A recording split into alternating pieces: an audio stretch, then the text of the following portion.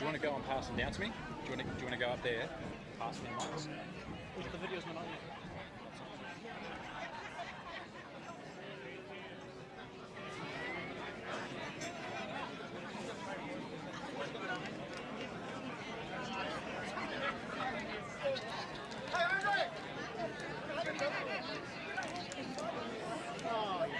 You know what she looks like? Okay.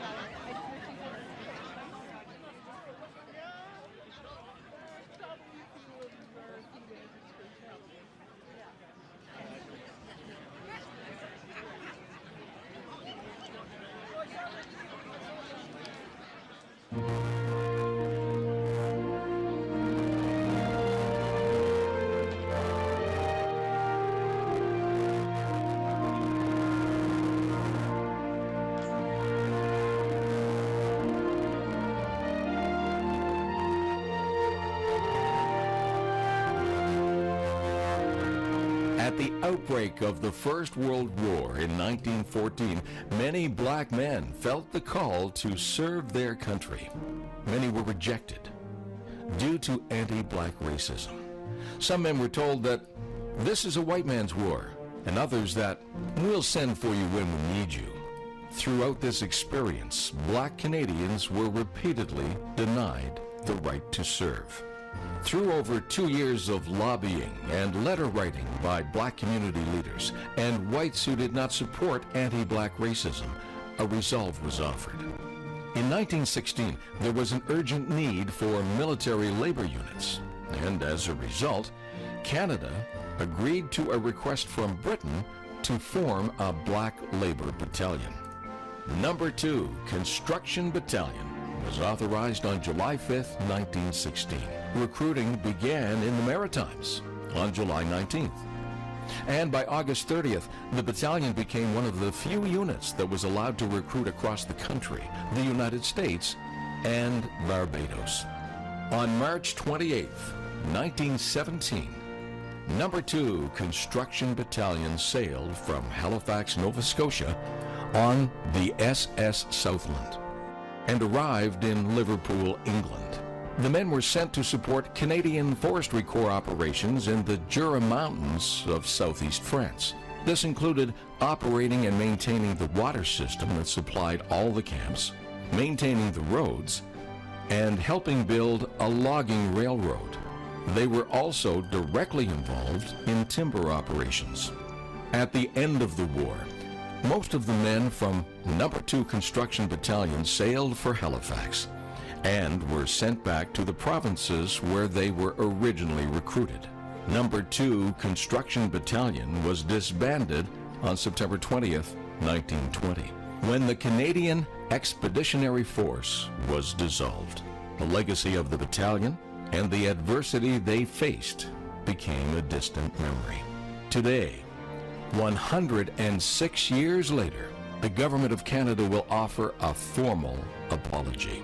Long live Number 2 Construction Battalion.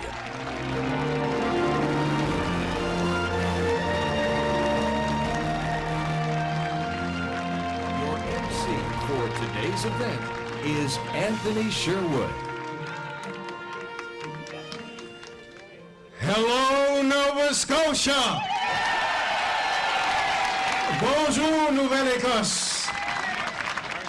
What a glorious day, quel jour glorieux. The day has finally come. Good afternoon, everyone, and welcome to this very special event. Bonjour toutes à tous, et bienvenue à cet événement très spécial. And welcome to this special event. To be your MC for today's event. Thank you.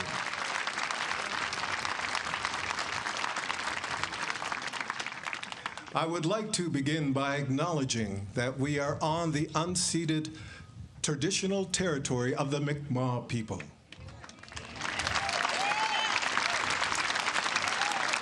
Je voudrais commencer par reconnaître que nous sommes sur le territoire traditionnel et non cédé du peuple Mi'kmaq. We are privileged and thankful to be holding this event today on the land that is covered by the historic treaties of peace and friendship.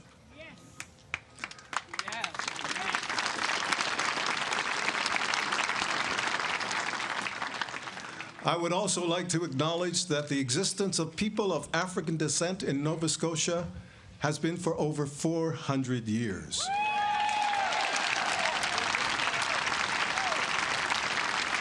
May we honor and offer gratitude to the ancestors who came before us to this land, their perseverance and fortitude to survive. May their history never be forgotten.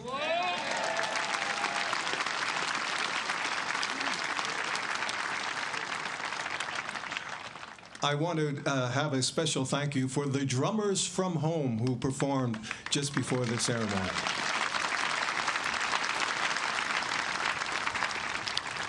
And now, ladies and gentlemen, I would ask if you would please stand, if you are able, for the procession of our VIPs. Je voudrais que tout le monde se lève, si vous êtes capable, pour nos invités distingués.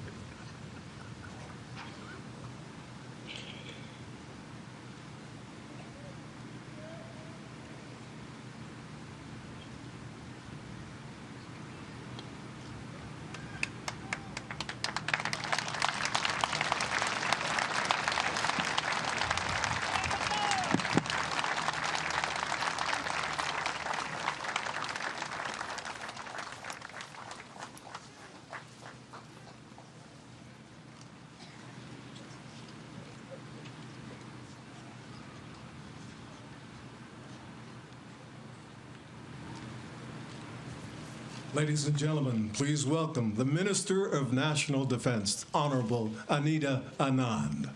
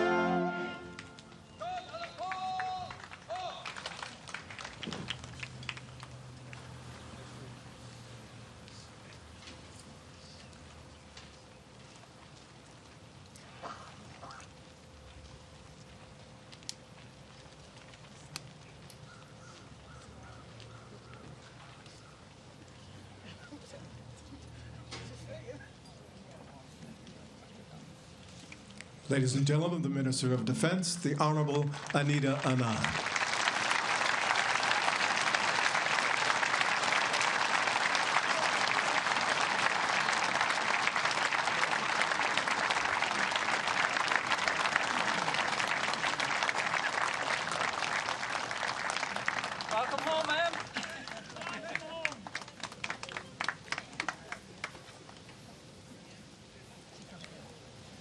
And please welcome the Lieutenant Governor of Nova Scotia, the Honorable Arthur LeBlanc.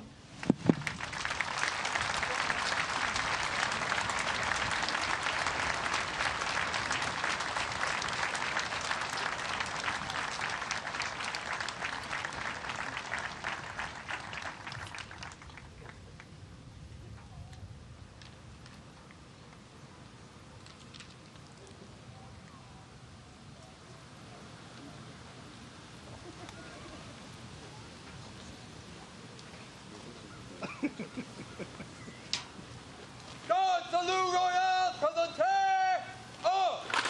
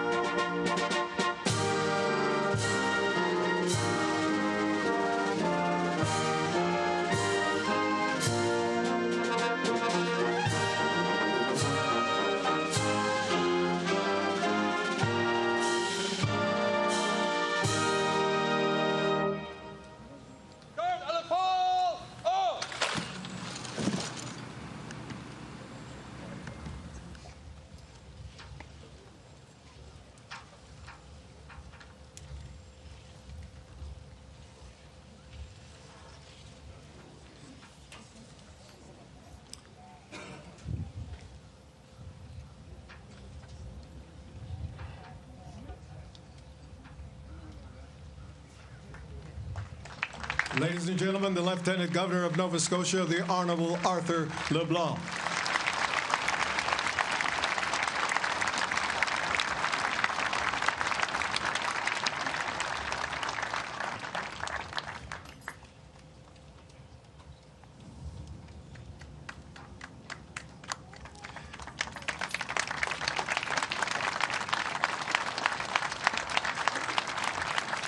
Ladies and gentlemen, at this time, we are extremely honored to present the Prime Minister of Canada, the Right Honourable Justin Trudeau.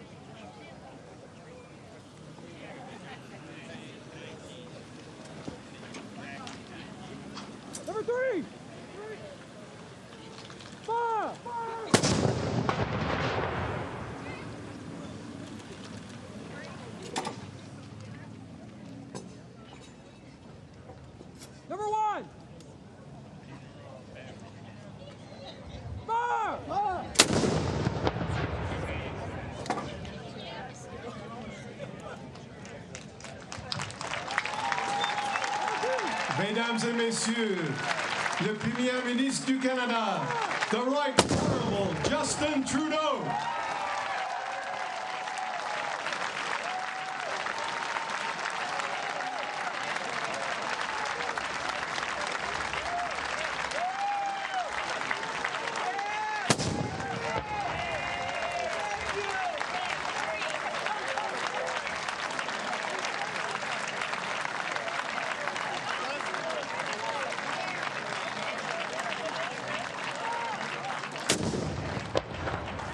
Please be seated.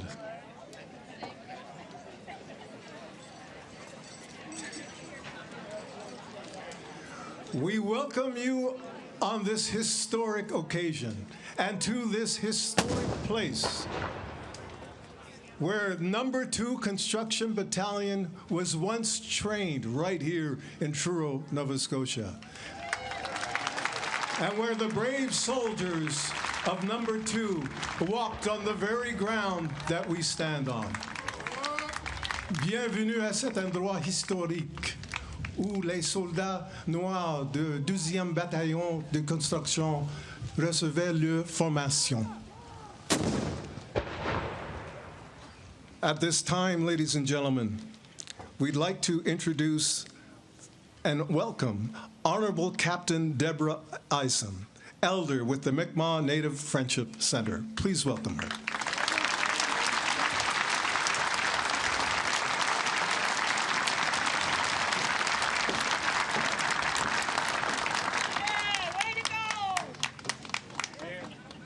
Ani bojo nani temakus and dejanakas no mayan gunaway and ishnabekwe batuana. Creator, we say miigwech for this beautiful sunshine that you have given us today to help ignite the fire in our bellies to move ahead with yet another day. Creator, as we gather today, we acknowledge and to honor the members and their families of the Number 2 Construction Battalion who never once wavered in their understanding of the need when the time came to come together to fight for Turtle Island and to protect Mother Earth at all costs. Creator, we call out to you to watch over and protect all of our nation's military members and their families. Sustain them and guide them with love and understanding. Creator, we take into your most gracious protection our service members currently deployed. May you be their comfort, their guide, as they live and walk in a foreign land. Give them reassurance that you are a shield around them, an ever-present help in time of need. Grant our service members courage so that in all things they may serve without reproach. Encourage them while they also encourage one another. Creator, as they serve around the world and here on Turtle Island, we ask that you guide their families and loved ones, provide them with peace and surround them with love as they mourn the absence of their loved ones and long for their return. May they find hope and strength in you for the trials of each new day. Creator, embrace military children who endure the difficult burden of knowing their father or mother is in harm's way for months on end. Guard these children's hearts and minds despite the loneliness and uncertainty of having a parent deployed. Creator, be with marriages in the military. Preserve the bonds of husbands and wives and of life partners, despite the stress that military life brings. Give them the strength and resilience to endure separations, frequent moves, and all the uncertainty military life brings. Creator, for some, service takes their toll permanently in physical and emotional damage. For those wounded in battle, we pray you come beside them, sustain and strengthen them amidst treatment, pain, and adjustments to life with an injury. Help them to find competent care and support, and to not be afraid to reach out for a helping hand or a listening ear. Be with their caregivers in the demanding role they have. Give caregivers renewed energy to offer support and love as they tend to the needs of the injured. Strengthen them as they both monitor and advocate for their loved ones. Creator, some have made the ultimate sacrifice, laying down their precious lives in service to our nation. Each one of them was a son or a daughter, an auntie or an uncle, perhaps a husband or wife, father, a mother, a grandma, or a grandpa. For all those who feel the pain and the toll of this war and the loss of their loved ones, comfort them. As they cast their cares on you, may they know the consolation of your love. We say miigwech willalan for the freedoms these service members fought for, which we enjoy today. For each and every veteran who has served our country through the years, we say miigwech willalan for their sacrifice. Comfort those who struggle life after service. Help us to honor and to care for those who have given so much for us. Creator, be with our nation's leaders as well, and all those who make decisions for our military. Give them wisdom and discernment in everything they do. Creator, we long for the day when the Algonquin prophecy of the seventh fire comes to fruition, which talks of a time when people will be brought together by the talents they have and not by the color of their skin. Taho miigwech, aha.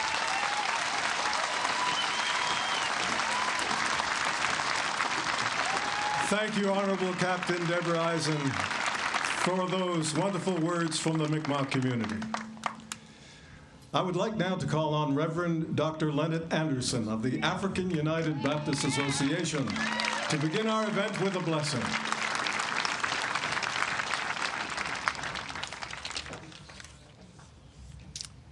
Let us pray together.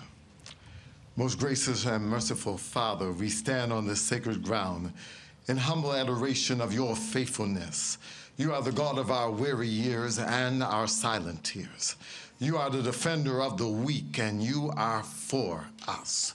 We praise you for all who have labored for liberty, justice, and peace. We recall the sacrifices of the members of the No. 2 Construction Battalion and their families. May those we honor here today never be forgotten. Thank you for their survival of our rich African Nova Scotian culture, history, and ancestry. Today, we proudly stand on the shoulders of great giants, freedom fighters, justice champions, those who bore the burden in the heat of the day and fought against the tyranny of a racist society. We stand on the shoulders of those who fought to fight for a country that did not see their dignity, humanity, equality, or bravery of service. We gather to acknowledge the failures of the past, the deep trauma and the injustices imposed upon our ancestors. And thus we pray for healing and racial reconciliation. It is our prayer that you would bless the political leaders of our country who have the courage, humility, and the grace to acknowledge systemic discrimination, to seek our forgiveness, and to embrace the opportunity to make amends. Father, where others have wronged us, grant us a gracious spirit that we might forgive even as we have been forgiven. Kindle in the hearts of all your people the true love for peace. Save us from prejudice, arrogance, hatred, and fear, and teach us how to live well together. Your word declares that someday people from every nation, tribe, and tongue will gather before your throne. Until that day, search our hearts and enable us to see every person as a beautiful creation created in your image. This is our prayer as we seek to be ministers of reconciliation in the strong name of Jesus, our Savior, the Christ. Amen.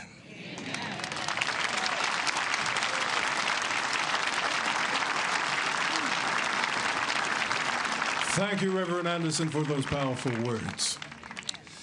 À ce moment, je voudrais que tout le monde se lève, si vous êtes capable, pour chanter l'hymne national. At this time, ladies and gentlemen, we would please ask you to stand, if you are able, for the singing of our national anthem by Nova Scotia's own Rennie Smith, who will be singing O Canada, followed by the Black national anthem, Lift Every Voice.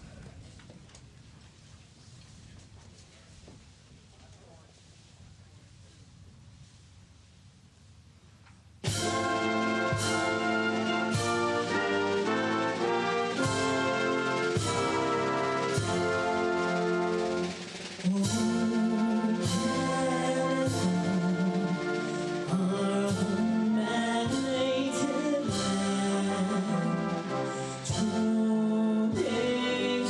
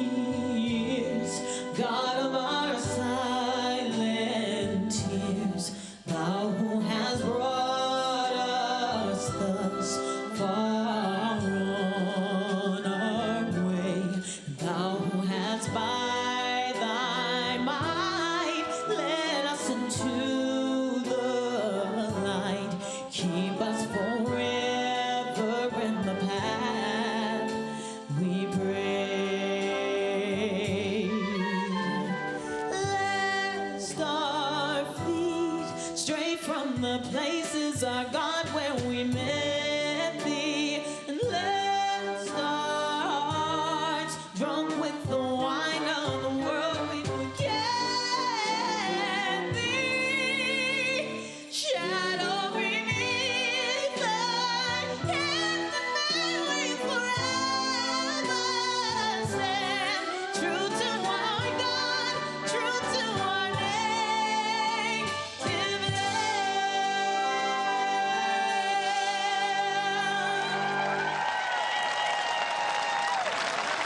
Rennie Smith. Thank you, Rennie. Merci beaucoup. À ce moment, je voudrais reconnaître les descendants des soldats noirs du 2e bataillon de construction. At this time, I would like to recognize the descendants of the black soldiers of number 2 Construction Battalion who are here. I would ask if all the descendants would please rise to be recognized.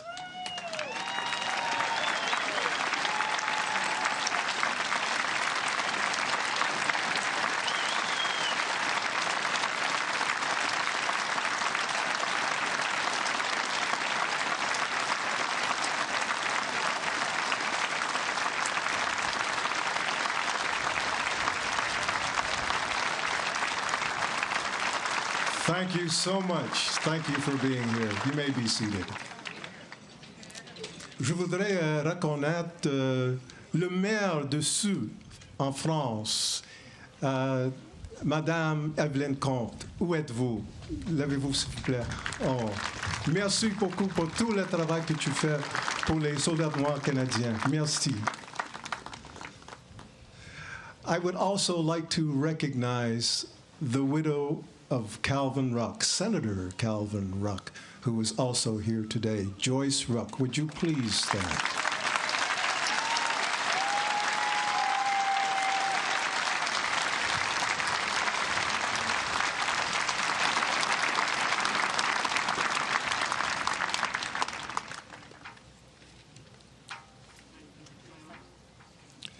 Today marks a significant moment for Black Canadians as a national apology will be given by the Canadian government. A great day indeed. One that I'm sure the men of the number 2 Construction Battalion would never imagine could come. Today is the realized dream of the men of number 2.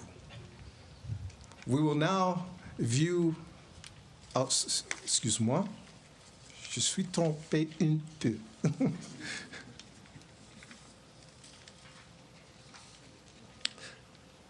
Yes. At this particular time, we'd like to invite the Lieutenant Governor of Nova Scotia, the Honorable Arthur J. LeBlanc, to please come up and say a few words.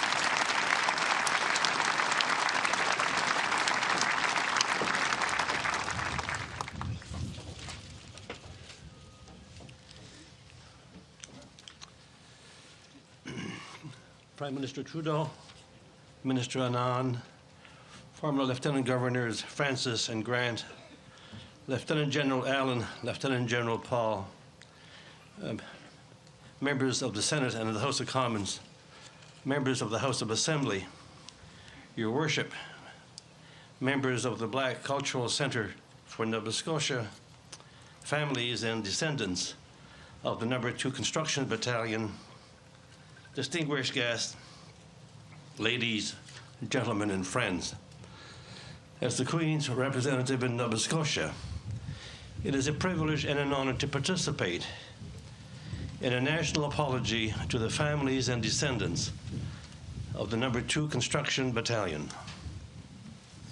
Today, Canadians gather to pay tribute to the selfless service of more than 600 men who served king and country during the First World War while experiencing anti-Black racism and discrimination in many, many forms. À titre de représentant de la Reine en Nouvelle-Écosse, c'est un privilège pour moi de participer à l'activité nationale de présentation d'excuses aux familles et aux descendants du 2e bataillon de construction. Aujourd'hui, les Canadiens se rassemblent pour rendre hommage au service altruiste de plus de 600 hommes durant la Première Guerre mondiale, tout en étant victimes de nombreuses formes de racisme anti-noir. Those who joined the No. 2 Construction Battalion, the only Canadian military unit that was primarily comprised of African Canadians, had been prevented from enlisting in the Canadian Expeditionary Force due to their race. While the No. 2 Construction Battalion was established in response to letters and petitions from African Canadians who fought for the right to enlist, the battalion was largely assigned with manual labor duties, including lumber operations in France. Upon their return to Canada, the battalion was disbanded without receiving appropriate recognition for service and contributions to Canada's role in the Great War. Today, Nova Scotians and Canadians stand before the families and descendants of the No. 2 Construction Battalion to acknowledge and to apologize for these acts of racism and discrimination. As a society, we take this moment to recommit to the values of diversity and inclusion in our institutions so that past harms are not repeated. Taking accountability for our history allows us to build communities where all individuals are free to live in peace and dignity. It also reminds us of the ongoing work that must be done to create lasting equality and inclusion for all. Et aujourd'hui, les gens de la Nouvelle-Écosse et du Canada reconnaissent les gestes discriminatoires et s'en excusent. En tant que société, nous renouvelons notre engagement à soutenir les valeurs de la diversité et de l'inclusion dans nos institutions pour que les torts du passé ne se répètent pas. Assumer la responsabilité de notre histoire nous permet de bâtir des communautés où toutes les personnes sont libres de vivre avec dignité et en paix. Ce fait historique nous rappelle également le travail qu'il faut continuer d'accomplir pour assurer l'égalité et l'inclusion de façon durable pour chaque personne. I want to take this opportunity to thank the Department of National Defense and the Black Cultural Center for Nova Scotia for bringing us together to publicly honor the distinguished service of the members of the No. 2 Construction Battalion.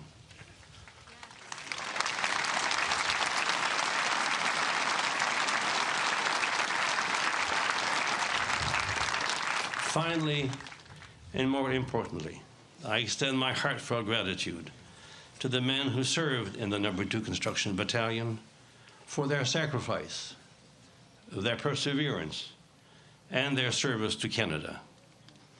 I also acknowledge the hardships endured by their families and descendants. May their legacies of service inspire all Canadians for generations to come. J'exprime ma profonde gratitude aux hommes qui ont servi le 2e bataillon de construction pour leur sacrifice, leur persévérance et leur service au Canada. Je reconnais également les épreuves qu'ont vécues leurs familles et leurs descendants. Puisse toute la valeur de leur service inspire tous les Canadiens et toutes les Canadiennes pour des générations à venir.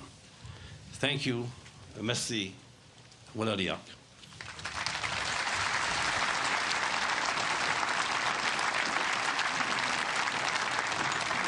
Merci beaucoup, Monsieur Leblanc. We would now like to invite Senator Wanda Thomas Bernard to bring a few remarks.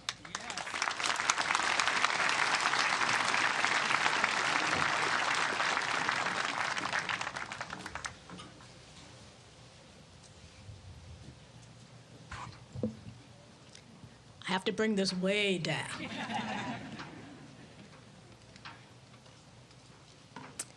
Your Honor, I want to thank you for your opening remarks.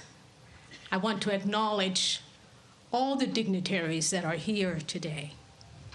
I want to especially acknowledge the descendants and all of you who have come out here today. I'm grateful for the opportunity to bring these brief remarks to you. I want to invite you to imagine what life was like for African Nova Scotians in 1915. Anti-Black racism was flourishing here in Nova Scotia, across this country, as it is today. Yes, slavery had been abolished, but anti-Black racism took root. Life on the margins, harsh conditions, inadequate means to provide for their families, yet they made a way out of no way. Our ancestors were survivors, and they were loyal Canadians. Even though they had a lifetime of second-class citizenship in this country. Imagine, despite their personal family and community struggles, they were also concerned about the global war effort, the First World War. Imagine they wanted to help, but they were denied the right to fight for their country. Imagine they had to fight their country to fight for their country. To fight for our country, to have the right to join the global war effort.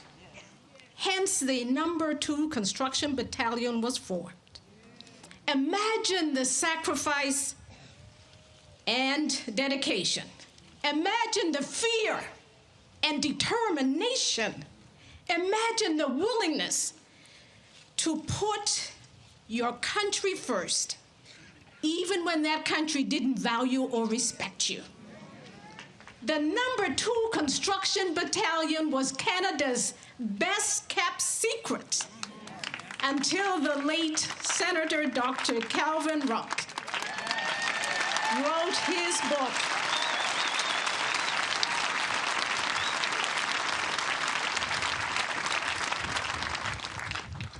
He wrote the book to tell their story. Imagine the impact on the members of the battalion that was still alive when that book was published. Imagine the impact of those who attended that reunion and the family members, the reunion that was organized by the Black Cultural Society. Imagine this impact on all Black Canadians, all of us. This place is filled today because it's had an impact on all of us. So today, folks, today we gather because this is a source of pride. Today we gather because their story, our story, is a source of inspiration. And what is happening right here, in this moment, at this time, on this day, I believe, is a source of critical hope. It's a source of critical hope for what may come next. What may come next. What the future may hold. Truly, this is a form of reparations for past harms. It truly is. And we thank you for that. We thank our government for that. We thank our community for that.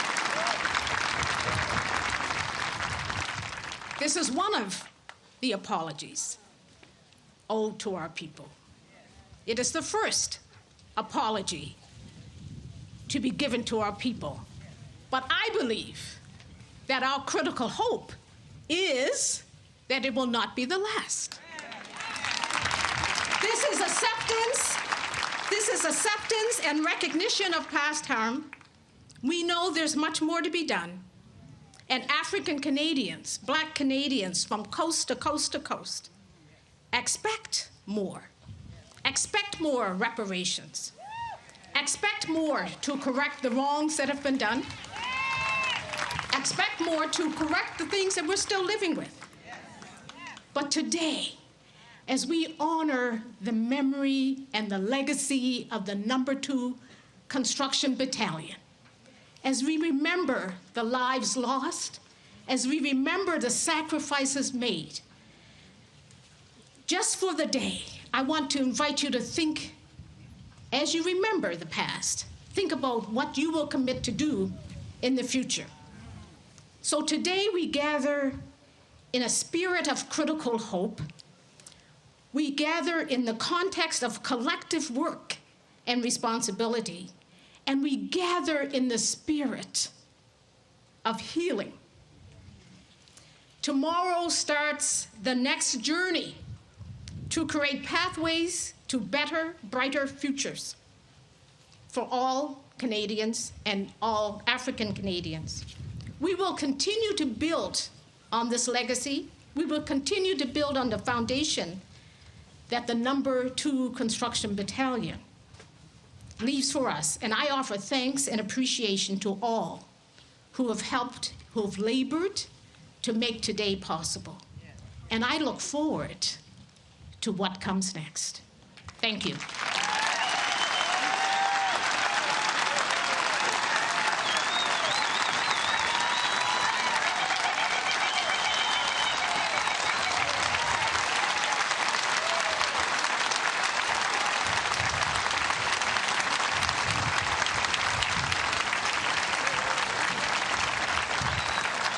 Thank you, Senator Thomas Bernard, for those powerful and passionate words spoken from someone, a sister of Nova Scotia who has lived and saw the trials and tribulations of her brothers and sisters of Nova Scotia. Thank you. I would now like to invite Member of Parliament Darrell Sampson, Parliamentary Secretary, Minister of Veteran Affairs, Parliamentary Secretary to the Minister of Veteran Affairs, and Associate Minister of National Defense. Thank you, Anthony. Well, I have to say that Wanda usually says she doesn't want to follow me when I speak, but I don't really feel that comfortable following her today, because that was exceptional, Wanda. Wow, wow, wow. Distinguished guests, Descendant, friends, colleagues, what a beautiful day for a beautiful ceremony, for a beautiful apology. Allô, bienvenue, quoi. À mon nom et au nom du ministre des Anciens Combattants du Canada, l'honorable Lawrence Macaulay, je souhaite témoigner notre reconnaissance des soldats noirs, de leurs familles, de leur communauté de la Première Guerre mondiale. The Sackville-Preston-Chesapeake riding is home to our country's oldest multi-generational Black community.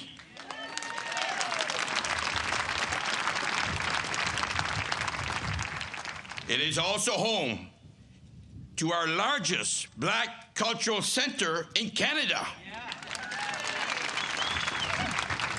I would like to take the opportunity to recognize the leadership the Centre has shown in honoring and commemorating No. 2 Construction Battalion, headed by Russell Gross and Board Chair Brenda Francis.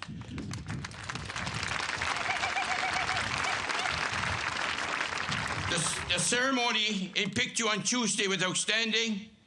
The ceremony last night at the Black Cultural Centre was outstanding, and here we are in a very, very special day, and it will be outstanding, of course. To this day, it remains regrettable, part of our history, that so many Black Canadians were denied the right to serve their country. Let us take a moment to reflect on what that must have been for them to show up here on this land, wanting so badly to contribute, and at a time when all hands were desperately needed, but yet they were denied because of their color. Imagine they had to fight for the right to fight for Canada, for our great country. May we always remember the service and sacrifice of our Black Canadians who fought so hard to serve in the First World War.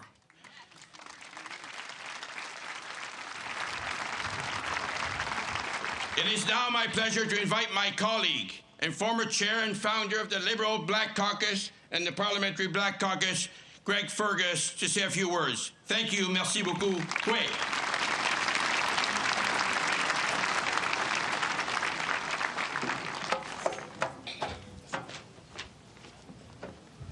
Merci beaucoup, mon cher frère Darrell, pour cette présentation. Chers invités distingués et surtout, les descendants des membres du 2e bataillon de construction. As Anthony said earlier, today we stand on the very grounds which the No. 2 Construction Battalion trained to prepare for the Great War, a war that threatened the safety of millions of people. The sad irony is that those brave members of the No. 2 Construction Battalion had to fight for their own rights before they could pursue the fight for the rights and freedoms of others, many of whom did not regard them as equals. Sadly, we are still working to combat such oppressive, systemic anti-Black racism, which continues to create barriers for Black Canadians in every sector, from access to housing and health care to employment opportunities.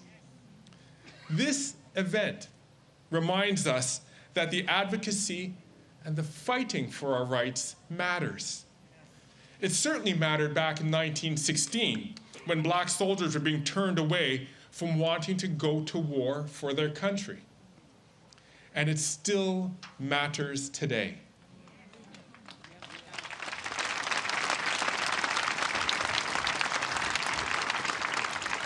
When we talk about the past, when we talk about the contributions and advocacy work of Black Canadians, that work is often left out. And make no mistake, Black history is Canadian history.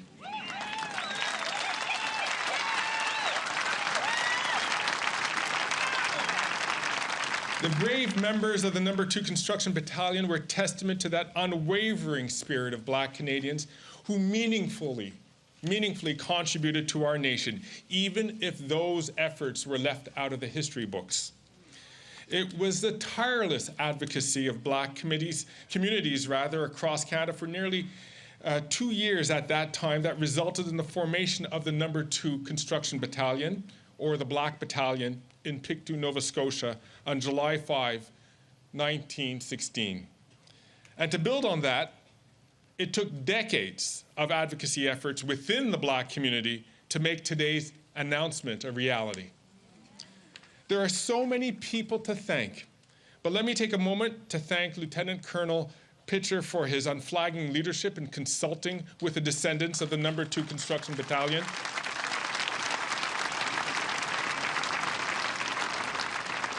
I would also like to thank former Member of Parliament Gordon Earl, whose letter to Prime Minister Trudeau further solidified the need to make today happen. After the war, the men of the No. 2 Construction Battalion returned to Canada to face the same discrimination that they had experienced before leaving. Perhaps even more stinging, given that what they volunteered to do for their country. They were not given the hero's welcome they deserved.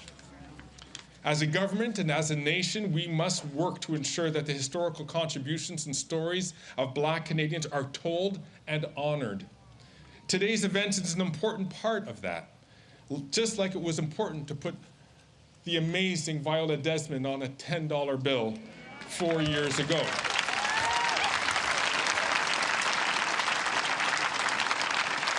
Now, the Government of Canada is working to address historical injustice. Now, why are we doing so? Why are we doing so? We're doing so, the answer is very simple. Recognizing and addressing historical injustices ensure that they never happen again.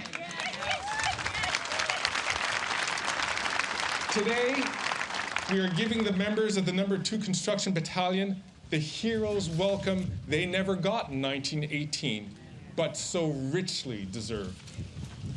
And today, we're building ourselves a future that Canada so richly deserves. Thank you, merci, miigwech.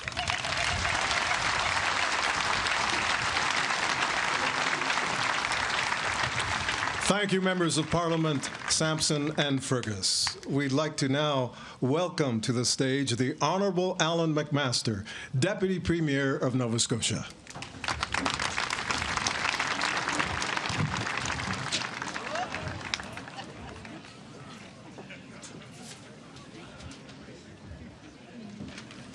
I think the mic is just fine where it is.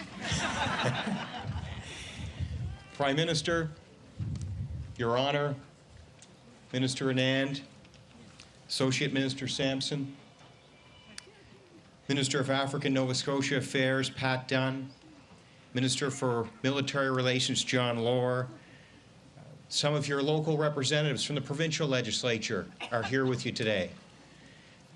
Tony Ince, Tom Taggart, Larry Harrison, Ali Douali, Angela Simmons, and Elizabeth Smith-McCrossan.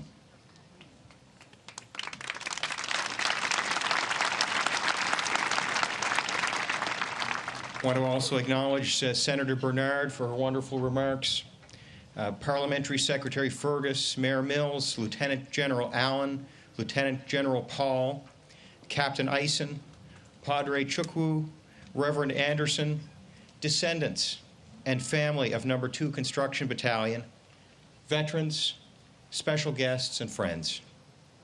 People of African descent have been in Nova Scotia for over 400 years. Let us take a moment to honor with gratitude those ancestors of African descent who came before us to this land. I speak today, thank you. Let us acknowledge them.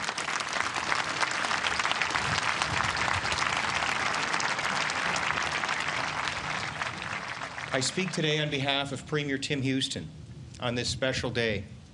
Military service is an honored and cherished tradition in Nova Scotia. During the First and Second World Wars, the Korean conflict, Afghanistan, and numerous other engagements, Nova Scotians have always answered the call to serve. In countless communities across Nova Scotia, the service of our veterans is commemorated annually on Remembrance Day. But today we are gathered here in Truro to acknowledge that such service has not always been treated with equal respect. Today, we pay tribute to more than 600 brave Canadians of African descent who formed the No. 2 Construction Battalion during World War I, whose service was not celebrated as much as it should have been. These soldiers came from historic Nova Scotian communities from around our province. The members of the No. 2 Construction Battalion served selflessly, even when their own country resisted their service. Indeed, they were not just fighting a war against other nations. They were fighting for diversity and inclusion within their own nation. That fact is being acknowledged here today through an apology on behalf of the people of Canada. And I want to thank the Prime Minister and Minister Anand for carrying that message here today. This apology is another step in righting the historic racism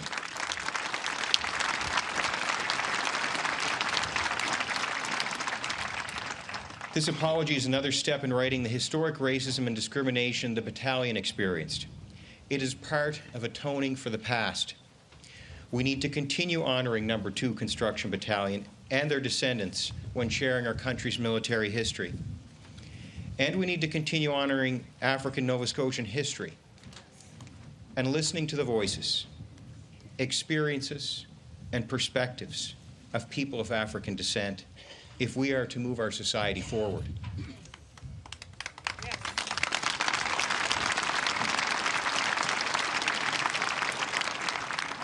Nova Scotia is committed to acknowledging and removing the systemic racism and discrimination that still affects our communities.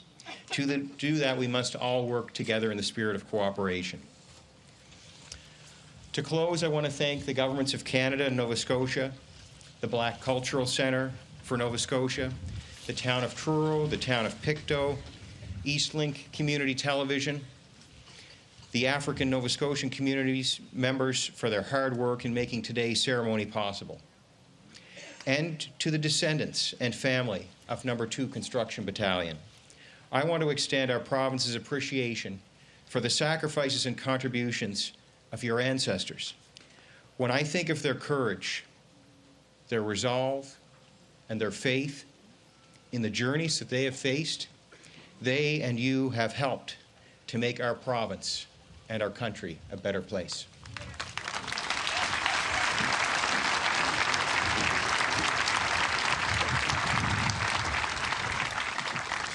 Thank you, Deputy Premier McMaster. I would like now to invite His Worship, Mayor Bill Mills of Truro, to bring remarks. Mayor.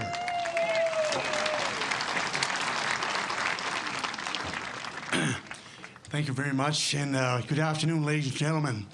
Sitting here today, looking at all of you out here, we are on a sports field. Actually, we are on a training ground for the 2nd Battalion. The sports field here, we've seen Friday night football. There was a touchdown.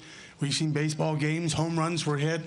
We've had track and field, and as a result, many athletic records for the province were set. The national apology today, in many ways, represents that. We have reached all those goals, and we exceed them, and we will continue to do so. Thank you on behalf of Truro Town Council and the citizens of Truro. It is my privilege to welcome all of the direct descendants of the No. 2 Construction Battalion. The Right Honourable Prime Minister of Canada, Justin Trudeau, the Honourable Anita Anand, Minister of National Defence, President of the Black Cultural Centre of Nova Scotia, Brenda Francis, Senator the Honourable Wanda Thomas Bernard, the Honourable Arthur LeBlanc, Lieutenant Governor of Nova Scotia, as you just heard from Deputy Premier of Nova Scotia, the Honourable Alan McMaster, also Vice Chief of Defence, Staff Lieutenant General Francis Allen, and all members of Parliament, members of the Legislative Assembly, all in attendance, my town council, welcome to Truro for this important event. I am honoured today to participate in this event and recognize the significance of this historic site and the history of the No. 2 Construction Battalion. In 2019, Truro Town Council embarked into what many in our local African Nova Scotian community call the historic partnership to develop an action plan that would help guide the town and the community to find solutions to long-standing issues around recognition, communication, and understanding. Since then, Council has worked collaboratively with the African Nova Scotian community to enhance our relationship and recognize their historical contributions to the community, and there have been many. We embrace this partnership with collective pride in taking a first step of many, while knowing there was and there is much more work to do. We also wish to acknowledge today's significance and the contributions of the No. 2 Construction Battalion members, many of whom were from the Truro area. Over the next 2 years, the facility that you're sitting and standing on today will be redeveloped into a modern sports facility. And as part of that redevelopment, Truro Town Council, with input from our local African Nova Scotian community, has decided to rename this facility to honor the importance of the No. 2 Construction Battalion.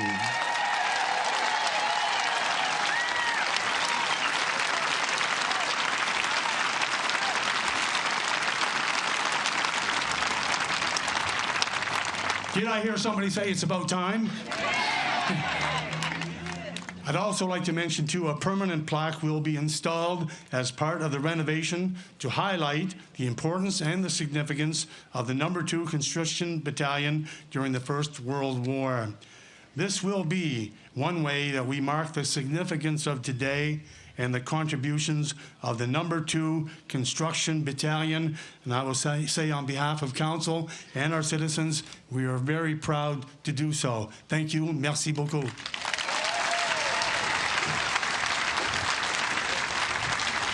Thank you, Mayor Mills, for that wonderful announcement and for welcoming us to Truro and for opening up your city to allow us to host this very important event. I would like to ask Brenda Francis, President of the Black Cultural Centre of Nova Scotia, to come forward, please. Thank you, Brenda. Change has already taken place. Amen. The Right Honourable Prime Minister Justin Trudeau, the Honourable Defence Minister Anita Anand, Lieutenant Governor of Nova Scotia, the Honourable Arthur J. LeBlanc, Chief Justice of Defence Staff, Lieutenant General Francis Allen, descendants of No. 2, excuse me, distinguished guests, ladies and gentlemen, on behalf of the Board of Directors and staff of the Black Culture Society and Centre of Nova Scotia, it is my honor to welcome you today to the National Apology and Remembrance event for No. 2 Construction Battalion. I also respectfully acknowledge that this event is taking place in Mi'kmaq, the ancestral and unceded territory of the Mi'kmaq people. I too like to acknowledge the existence of Black or African ancestry in Nova Scotia for over 400 years. We must honor and offer gratitude to our ancestors who came before us to this land and recognize our responsibility to preserve our history. Distinguished guests, ladies and gentlemen, several decades ago, while working as a railway porter, the late Canadian Senator Calvin Ruck came across two young men wearing a distinctive lapel pin. They explained to him that they served in No. 2 Construction Battalion, or the Black Battalion during the First World War. Mr. Ruck's interest was piqued, as he had never heard about this segregated battalion, predominantly made up of proud Black men who fought racism for their right to serve Canada and humanity at a critical juncture in world history. Senator Ruck, the Black Culture Society of Nova Scotia, and various individuals persevered with an agenda to ensure that the men of the Black Battalion received the validation and honor that they had been deprived of. Today, we are proud that all of their efforts have come to fruition in a manner that has harnessed the collective efforts of the community and the military as one organization. We therefore pay tribute to the memory of the late Senator Ruck and advocates such as the late Captain George Borden and Nova Scotia's first elected Member of Parliament, Mr. Gordon Earl, who still supports our efforts today. Prime Minister Trudeau, we take this opportunity to thank you and your team for heeding our call for an apology and proper acknowledgement of No. 2 Construction Battalion. Over a year ago, you committed to this request, and Minister Anand reinforced this commitment in March. And here we are today. We also express sincere gratitude to Lieutenant Colonel Barry Pitcher. As co-chair of the National Apology Advisory Committee, Lieutenant Colonel Pitcher's commitment to see the materialization of this event has been unwavering. and his collaboration with community stakeholders have been worthy of emulation. You have demonstrated how the military establishment that rejected or segregated Black volunteers during the First World War, today welcomes them through units like the Princess Louise Fusiliers and is eager to correct yesterday's wrong. We also acknowledge the dedicated work by Mr. Russell Gross, Executive Director of the Black Culture Center of Nova Scotia and co-chair of the National Apology Advisory Committee. Russell, your leadership, ability to execute strategic plans, and tact in helping others understand anti-Black racism must be commended. You again have made us proud. Today that dedication continues as both men, Russell and Barry, are hard at work in the Operations Center, making sure this event proceeds as planned. Thank you, gentlemen. To all the relatives and descendants who have kept faith with us throughout the journey to get to this day, we say thank you. And in closing, this partnership will continue. The partnership with the Canadian government, the Canadian military, and Black community has only begun. Racial injustice and anti-Black racism must be redressed for all Black men and women serving our Canadian Armed Forces. And together, we will and can make a difference. Thank you.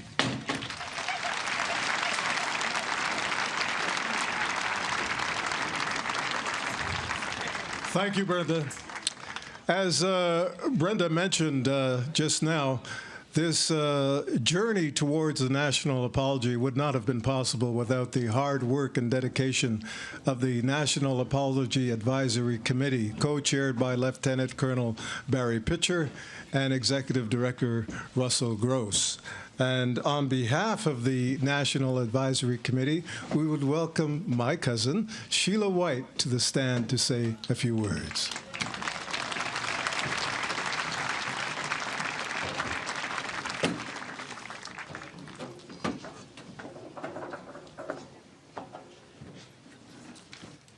I was told to give a moment for the flags to be re-erected and unfurled. Your Excellency, Mr. Prime Minister, Madam Ministre, dignitaries and special guests, committee colleagues, fellow descendants, ladies and gentlemen, younger ladies and gentlemen, and all those watching from across Canada and watching on Eastlink cable, wherever they may be, or live streaming this event anywhere in the world. Greetings to one and all. Bonjour, mes amis, on behalf of the National Apology Advisory Committee. As a member of the committee, may I say what an honor and a privilege it has been to be part of the apology process leading up to this momentous day. The committee members are learned historians and academics, Black cultural leaders, colonels, and devoted Canadian military personnel, past and present, subject matter experts. They are authors, filmmakers, and descendants like me. I salute my committee colleagues. What an amazing group of volunteers.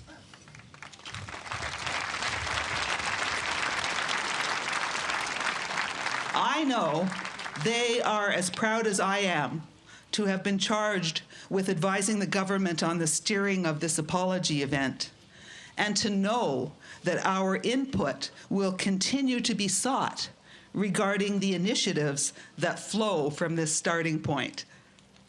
I would like to thank the Government of Canada for inviting us to be part of history.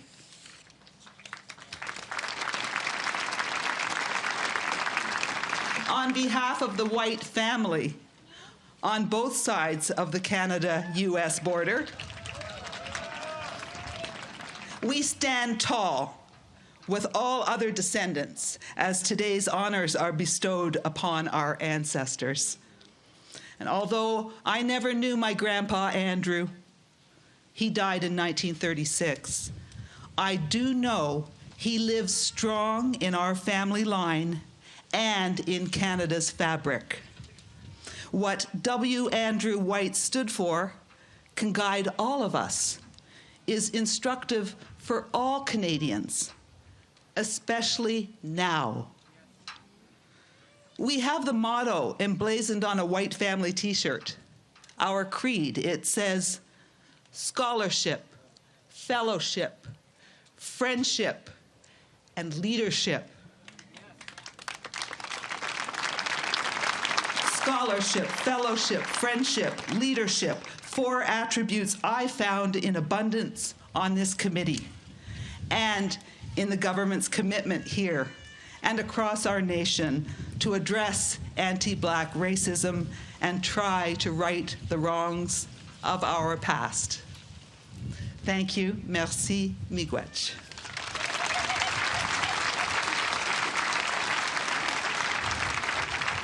Thank you, Sheila. You've made our family proud. Thank you.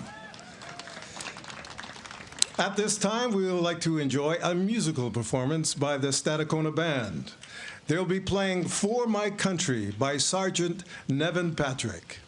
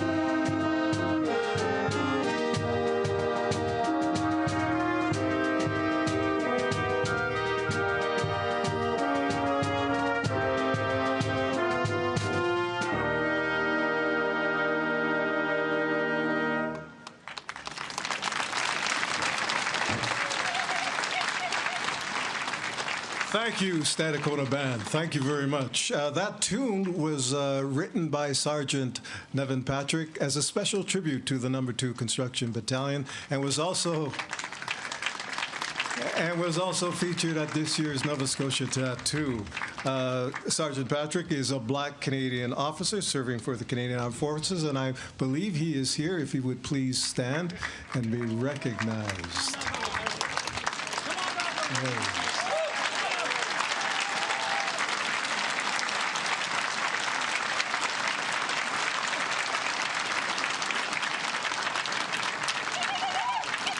At this time, I would like to introduce Padre Major Chinedu Chakwu, who will lead us through this time of remembrance.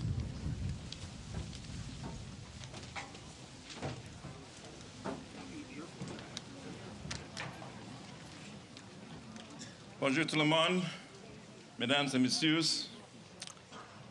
Serving the soldiers of No. 2 Construction Battalion was Honorary Captain William Andrew White, a revered Baptist minister and an outspoken advocate for the rights of Black Nova Scotians.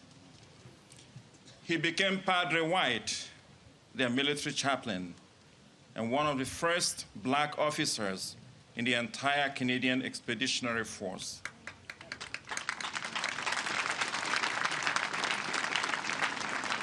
Throughout the war, Padre White witnessed the effects of racism against his soldiers and fought to rectify their mistreatment.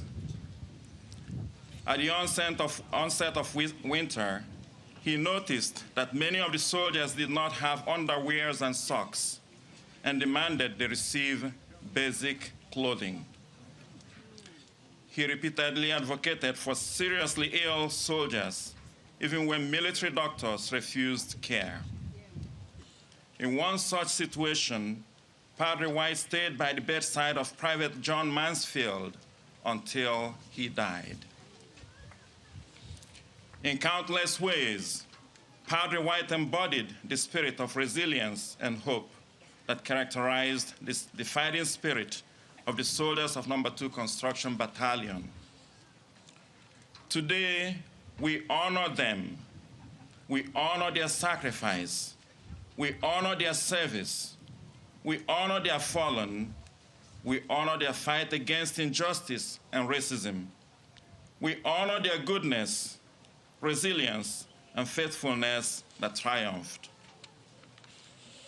And now, respecting the freedom of conscience, spirituality, and religion of each person present, please spend these next moments either in prayer or in silent reflection as others pray.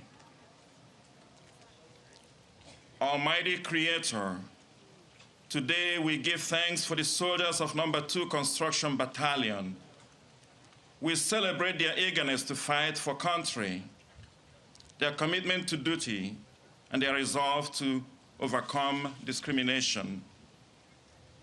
Today, we lament the segregation, racism, and injustice that came against them. May today's apology be a turning point to ensure that all citizens are treated with dignity and respect. As we make a commitment to amend for past wrongs, we pray for the descendants of the soldiers of the No. 2 Construction Battalion. May today mark a milestone in the process of healing and the renewed sense of pride in the achievements of their forebears. Today we give thanks for the Black community. May they be proud of who they are, proud of their achievements, proud of their place as an integral part of Canadian society. Lead us, we pray, as a nation committed to end discrimination and injustice and to foster new pathways to justice, healing, and peace. Amen.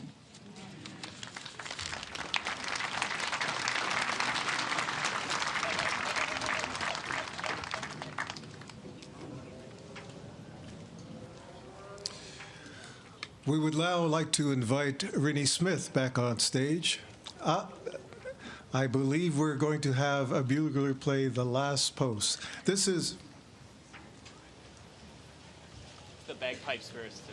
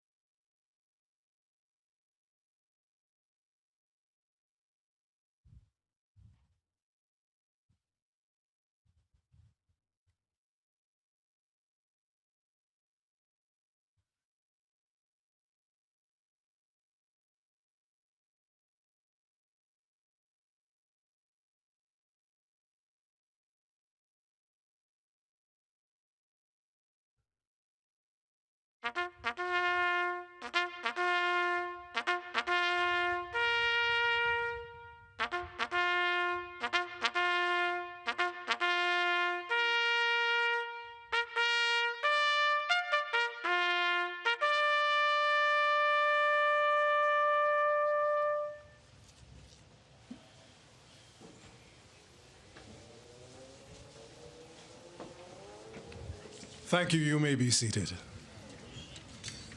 I'd like to thank the bagpiper during that time of remembrance, and also the bugler, Petty Officer Second Class Greg Moffat, for that rendition of The Last Post.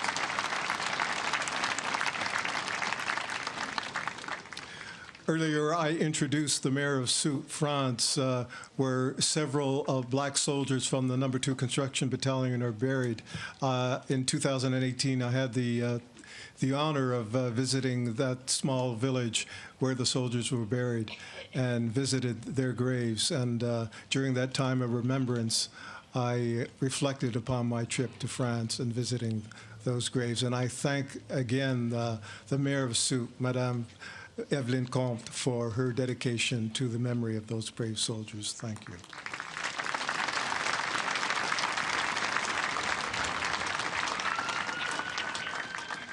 I'd like to invite Rennie Smith back onto the stage for a musical performance for a tune called Dream.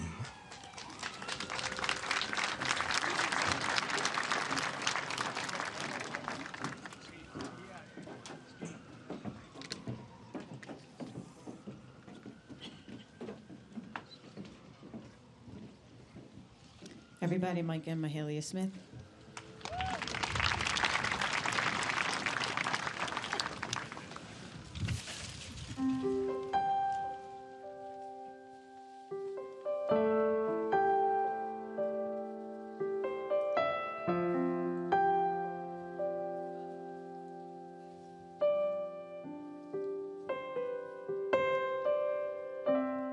Have you ever searched for something or someone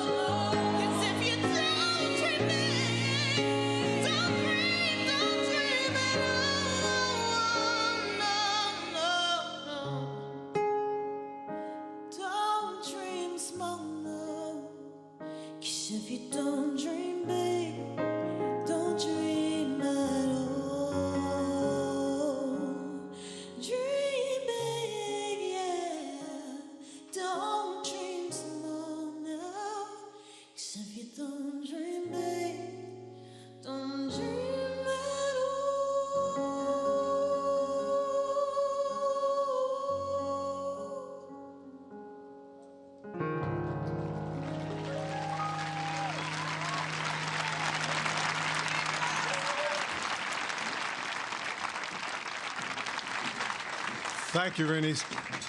Thank you very much. Today marks a significant moment for Black Canadians as a national apology will be given by the Canadian government. I'm a 7th-generation African Nova Scotian. I stand before you as a humble servant of my ancestors who have to overcome great obstacles in order to survive. Several years ago, I produced a film about the No. 2 Construction Battalion based on my great-uncle's diary, Honor Before Glory.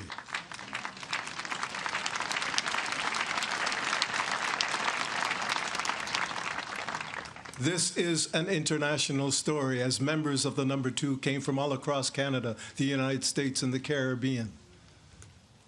And the film has taken me to all those places. And everywhere I go, people are amazed at this history and at this story that they never knew happened, about this amazing battalion that existed that they never knew. And I know that these members of the No. 2 Construction Battalion would have never imagined that this day would come, thanks to the government of Canada.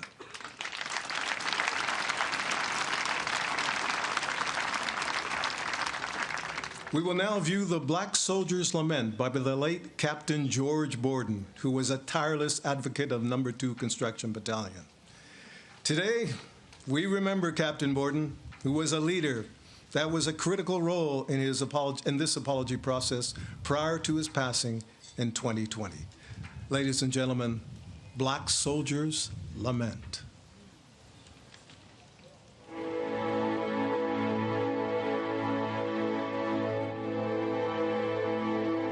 The bugle called, and forth we went, to serve the crown, our backs far bent, and build whate'er that must be done, but ne'er to fire an angry gun.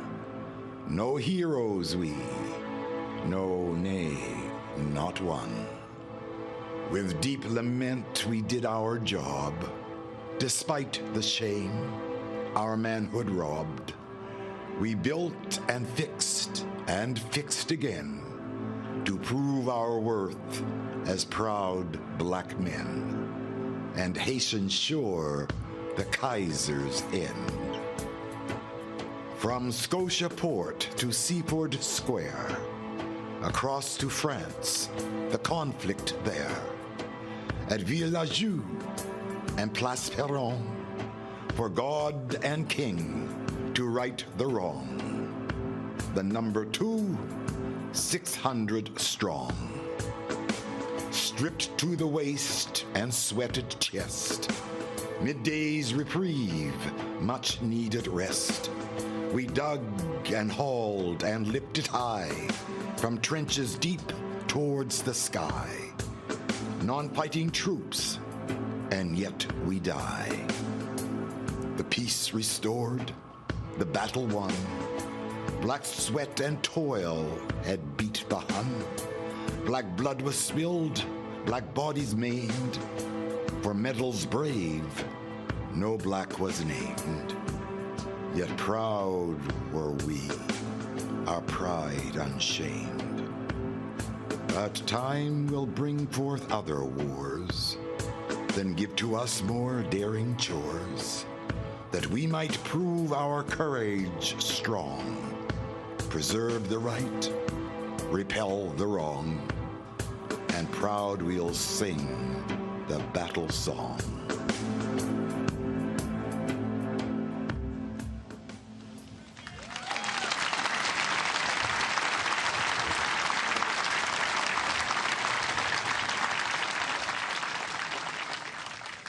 Ladies and gentlemen, at this time, it gives me great, great honor and pride to introduce to you our Prime Minister of Canada, the Right Honourable Justin Trudeau.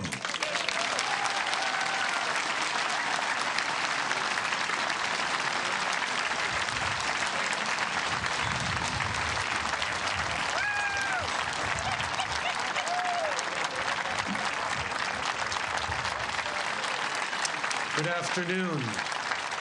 Bonjour tout le monde. Thank you, everyone, for gathering here in Truro for such an important event, not just in Black history, but in Canadian history.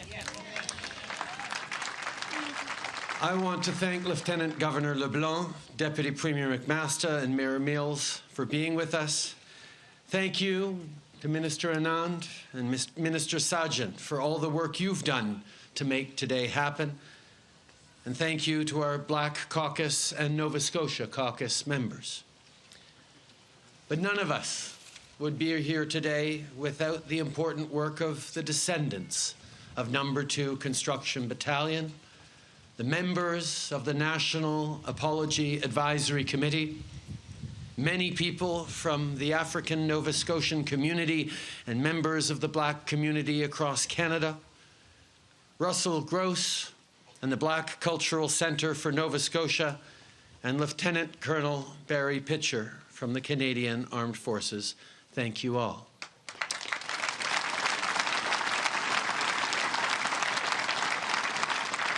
You persevered and kept the memory of Canada's first and only Black battalion alive, No. 2 Construction Battalion. We are here to accept responsibility for mistakes of the past and to pledge ourselves to working every day to build a better future. Aujourd'hui, c'est une journée historique. Et je suis heureux de voir les descendants, mais je suis aussi heureux de voir tellement de jeunes ici présents aujourd'hui, y compris mon fils Xavier.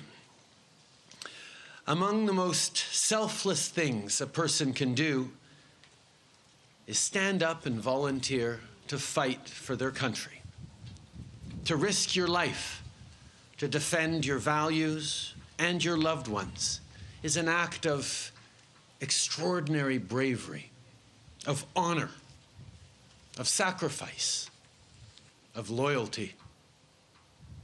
When the First World War broke out in Europe and Canada joined the fight, men from across the country flocked to enlist. Among those brave volunteers were hundreds of young Black men, eager to serve, who loved Canada and were ready to take up arms to defend king and country. They were willing and able patriots who wanted to serve. Des centaines de jeunes hommes venant des communautés noires voulaient servir leur pays et protéger la liberté qui nous est chère. Ils voulaient lutter avec honneur contre la tyrannie et l'oppression. Mais presque tous les volontaires venant des communautés noires se sont vus refuser l'honneur de servir leur pays. In repeated acts of discrimination and racism, almost every single Black volunteer was turned away and denied the honor of serving their country. In one instance, a group of 50 Black volunteers journeyed from Sydney to New Glasgow by train and waited all day at the recruiting office only to be told that this was a white man's war. Those recruiters did not see men willing to fight for our collective freedom. They only saw the color of their skin. Back then, there were unwritten laws of segregation, but some were more explicit. In 1910, when the Naval Service of Canada was founded, its recruitment practices excluded non-white members. And while there was no official policy for the Canadian Expeditionary Forces, it was left up to commanding officers who repeatedly turned Black volunteers away. These shameful, discriminatory practices did not go unnoticed by the public. Letters came from across the country demanding to know why Black men could not enlist. In 1915, George Morton from Hamilton, wrote the Minister of Militia and Defence to speak out on behalf of his fellow black citizens. I quote, "They think they should be permitted, in common with other peoples, to perform their part and do their share in this great conflict." He stated that black men wanted to work out their own destiny and were anxious to serve in this critical crisis in the country's history. What more devotion to country could we have asked for? And yet, senior military leadership at the time continued to turn a deaf ear. How quickly the military leadership of the day had forgotten the history of black soldiers. For over a century, black soldiers had sacrificed so much to serve this place they called home. Durant la guerre de 1812, les soldats noirs ont défendu le Haut-Canada. En 1859, William Edward Hall, le fils d'anciens esclaves, a été l'un des premiers Canadiens à recevoir la Croix de Victoria pour sa bravoure.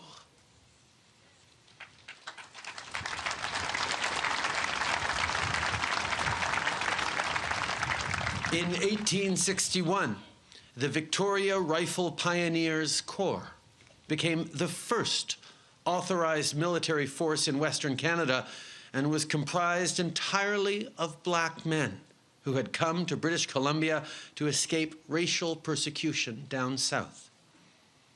By the time of the First World War, Canada already had a long history of loyal black military service. But in 1916, a major general took it upon himself to write a memo that disparaged the loyalty and combat capabilities of black men. This is what systemic racism and anti-black hate does. It suppresses the truth. It tries to rewrite history under false narratives. It buries the bravery, humanity, and common cause we share. But human nature shows us again and again that people will always find a way to stand up and demand their dignity.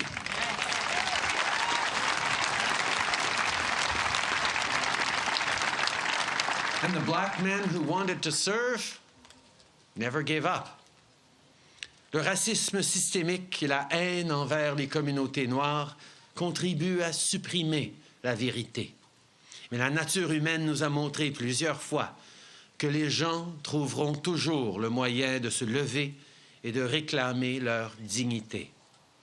You see, 2 years after the war began, black men were finally permitted to form their own battalion, Number 2 Construction Battalion, Canada's first and only black battalion.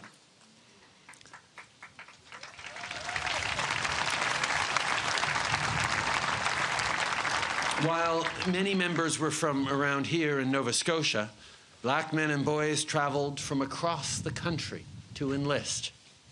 2 sons of the famous cowboy John Ware, Arthur and William, came all the way from the family's Calgary homestead. Environ 600 patriotes de tout le pays sont venus ici, à Truro, pour recevoir un entraînement. Ils ont fièrement revêtu l'uniforme du corps expéditionnaire canadien après 2 ans de refus. Mais ils n'ont jamais eu les mêmes possibilités ni le même soutien que leurs homologues blancs. When these black men had answered the call of duty, they had dreamt of fighting on the front lines. But instead, they were deployed to Europe as a labor unit.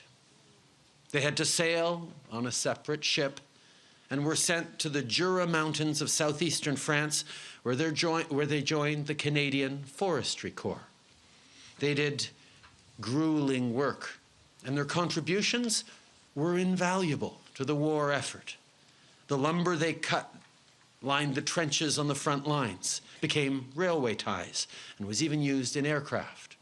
Thanks to their faithful and disciplined work, the mills produced double the lumber of other comparable units. But still, they had to live in segregated camps and without proper medical care, rations, or equipment. 23 members of the battalion died in Europe, their lives lost while serving their country. And when the war was over and the battalion came home, the living were never given the hero's welcome they deserved. À leur retour, les membres du 2e bataillon de construction n'ont jamais reçu l'accueil en héros qu'ils méritaient. In the poem we just heard, Black Soldier's Lament by Captain George Borden, the opening lines are haunting. The bugle called, and forth we went, to serve the crown, our backs far bent, and build whate'er that must be done, but ne'er to fire an angry gun. No heroes we, nay, not one. That last line. How could they not be seen as heroes? As a country, we failed to recognize their contributions for what they were. Their backbreaking work, their sacrifice, their very willingness to put their country before their self.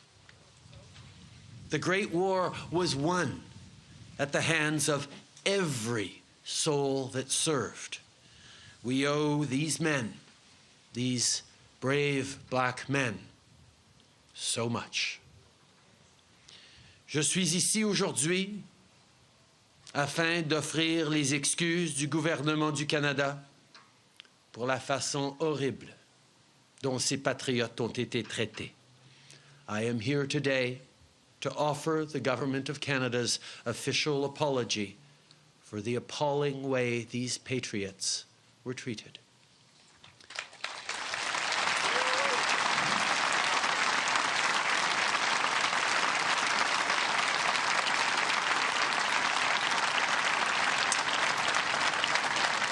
For the overt racism of turning black volunteers away when they offered to sacrifice their lives for all, we are sorry. For not letting black service members fight alongside their white compatriots, for denying members of No. 2 Construction Battalion the care and support they deserved, we are sorry.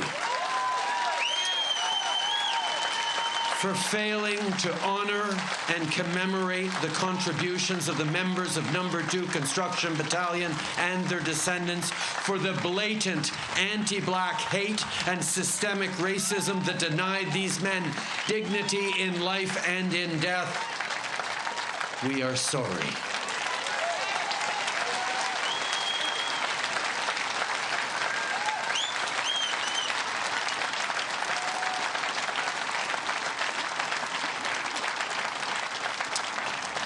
On ne peut pas changer le passé, mais on doit tous saisir les occasions d'apprendre de nos erreurs.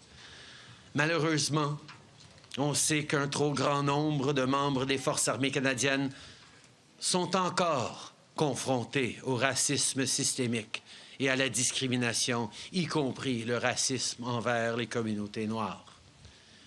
We are committed to meaningful change where the dignity of all service members in the Canadian Armed Forces is upheld. Where everyone is welcome, where everyone can rise through the ranks, where everyone has opportunities to distinguish themselves.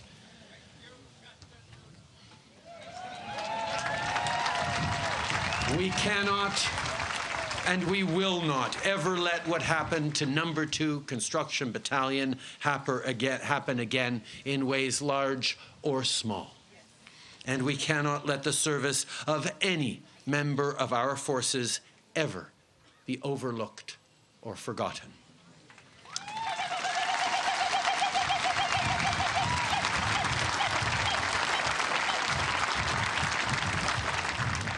Today, very little would be known of the battalion's legacy if it weren't for the efforts of their steadfast descendants, relentless historians, and Black leaders.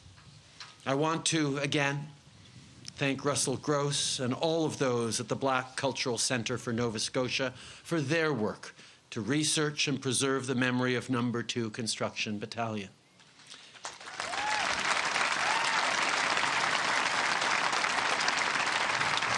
I also want to particularly thank former Member of Parliament for Halifax West, Gordon Earl, for his dedication to commemorating the battalion.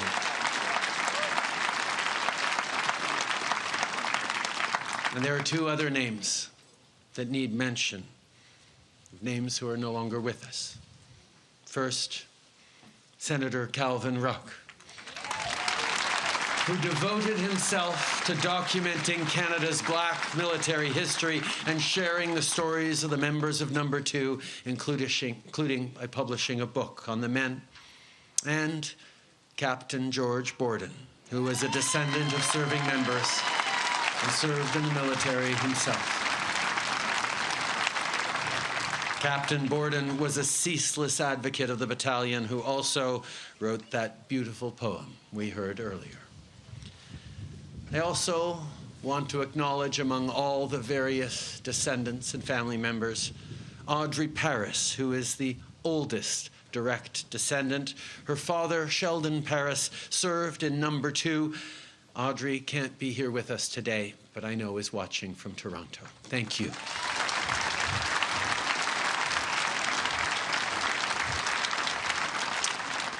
Over the past few decades, efforts have been made to recognize the battalion, including exhibitions, publications, Parks Canada events, and a stamp.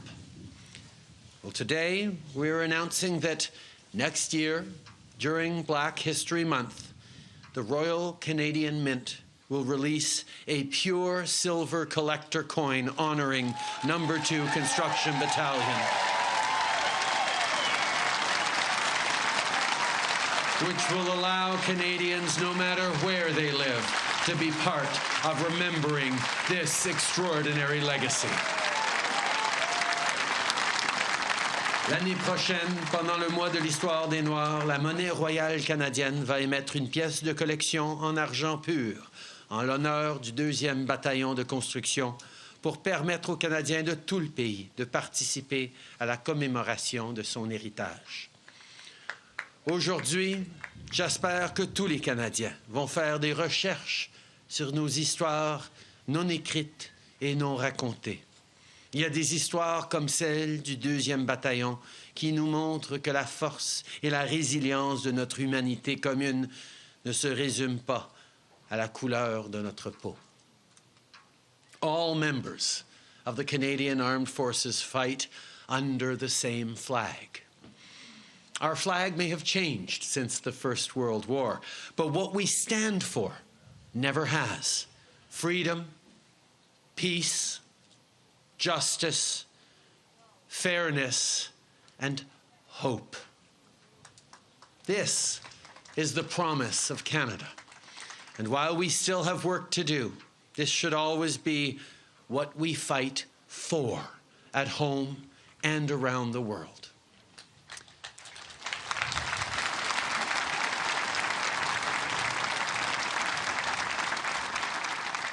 To the memory of these Black soldiers, we would like to say, today we see you and we honor you.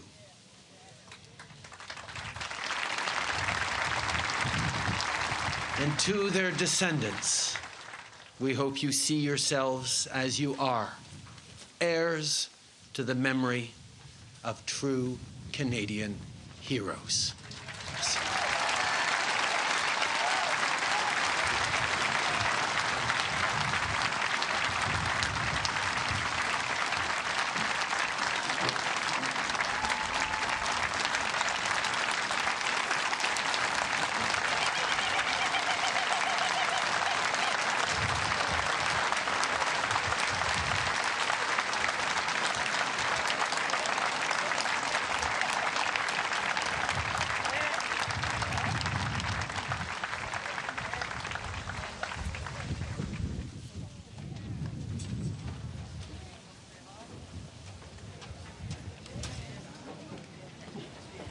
There's paperwork.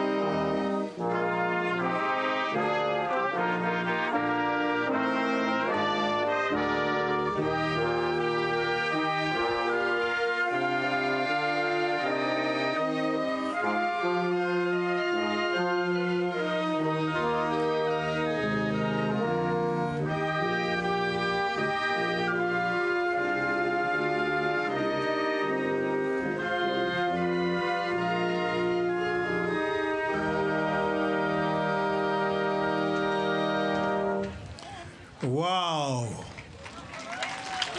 Let's just take in what just happened here on this historic moment and that amazing speech by our Prime Minister. The words "thank you" cannot express our gratitude to you, Mr. Prime Minister. And the magnitude of gratitude by the men of No. 2 Construction Battalion. Nous sommes très honorés de votre présence ici. Merci pour votre mot personnel, votre dédication aux mémoires des soldats noirs du 2e bataillon de construction. Merci infiniment, Mr. Prime Minister.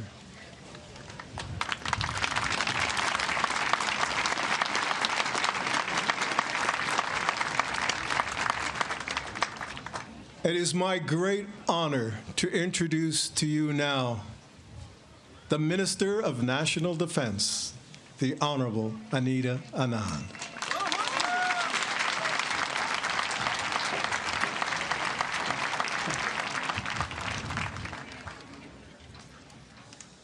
Prime Minister, Lieutenant Governor, families of the No. 2 Construction Battalion, members of the Canadian Armed Forces, Minister Fraser, fellow members of Parliament and MLAs, distinguished guests. Good afternoon, bonjour. Thank you so much for being here and sharing your time with us. Last night, I had the privilege of spending time with descendants of the No. 2 Construction Battalion, many of whom are here today with us. What a night it was. It was a night of solemn acknowledgement, and it was also a night of gratitude.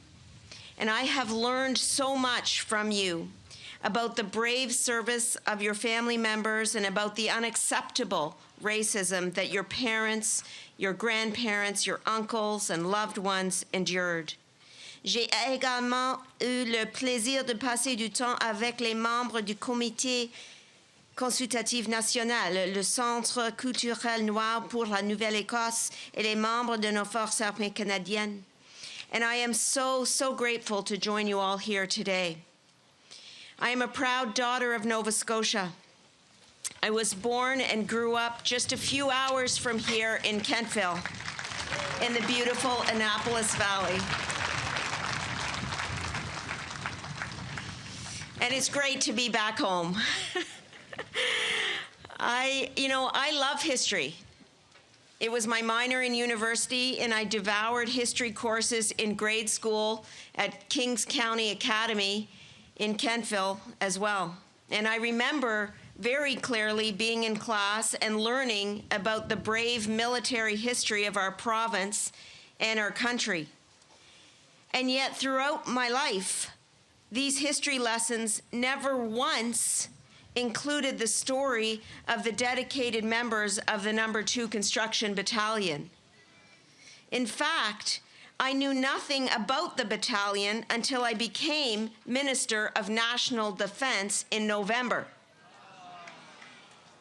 And what I learned today, in fact, just before coming on the stage, is that two members, indeed brothers, of No. 2 were from Kentville.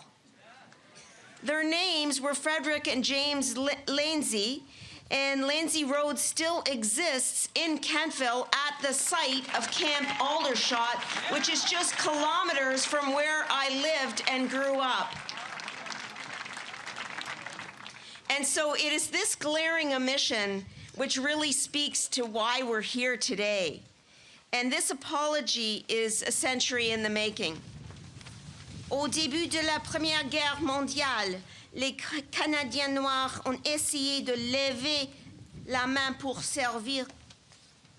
En juillet 1916, le gouvernement du Canada a finalement accepté de créer un bataillon de soldats noirs, mais ces hommes ont été confrontés aux préjugés et au racisme anti-noir. And as we've heard today, c'est incroyable. It's incredible. It's unbelievable that they pleaded to serve, but they were denied the ability to do so.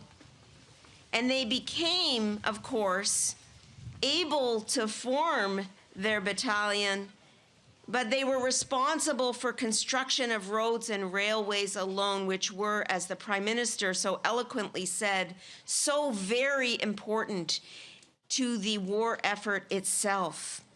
And one battalion member recalled, "The Army let us join, but they wouldn't let us fight. They gave us shovels, not rifles.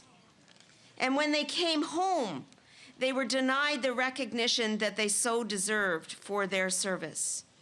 And so today, it is my honor to be here with you to express how deeply sorry we are to all the battalion's descendants gathered here today, to descendants watching from home, and to members of the battalion who are no longer with us. We are sorry. I am sorry. Nous sommes désolés. Je suis désolée aussi.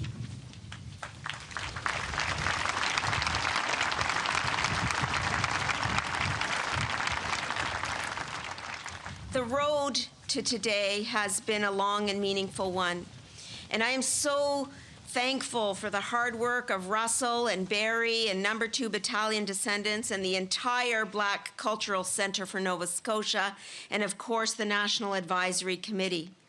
Meeting with you all over the last number of months and seeing your deep commitment to making Canada and our military more inclusive and to honoring the legacy of No. 2 inspires me every single day.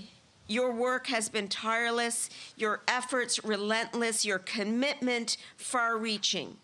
And let me share just one example. Recently, I was in Peterborough, Ontario, visiting the Black Honey Bakery and Cafe. And on this occasion, and after the visit, the owner let me know that she was actually the daughter of one of the direct descendants of the battalion. And when she learned about these efforts to bring forward the apology, she explained just how important it is to ensure that direct descendants meaningfully participate and attend in person, including her relatives who are here with us today.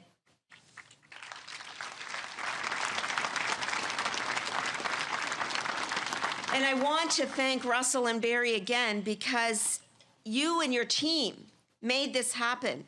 You wanted to make sure that anyone and everyone who was affiliated and connected with the No. 2 would be able to be with us today on this glorious day in Truro, Nova Scotia. What more could we ask for? Thank you so much for being here.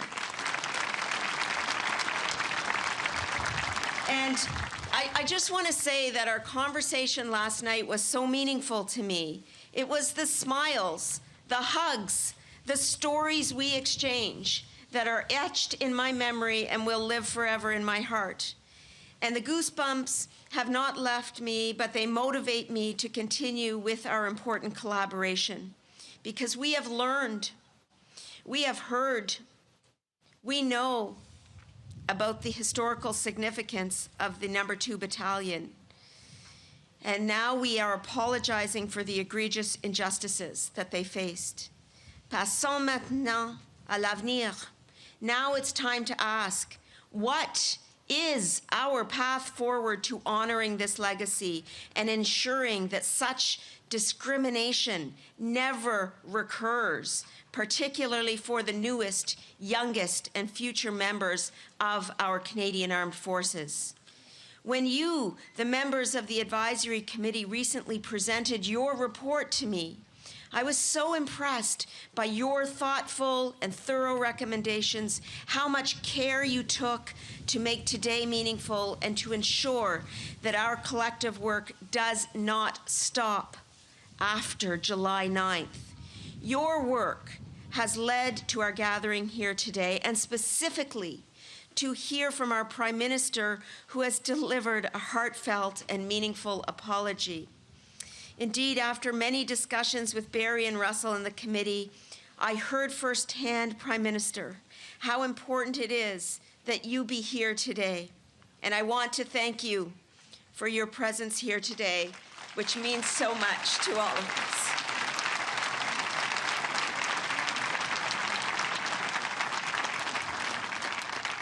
Ces recommandations me donnent la responsabilité de veiller à ce que l'histoire du bataillon guide nos efforts pour améliorer la culture des forces armées canadiennes. Et le rapport recommande que nous nous unissions en tant que pays pour honorer le 2e bataillon de construction, car il s'agit d'une histoire d'importance nationale. Et la présence de chacun d'entre vous montre votre engagement et nous rejoindre dans cet effort. This effort will continue well after today as our Canadian Armed Forces take further steps to honor and remember this battalion. For example, the battalion has now been awarded the France and Flanders 1917-1918 Battle Honor, which recognizes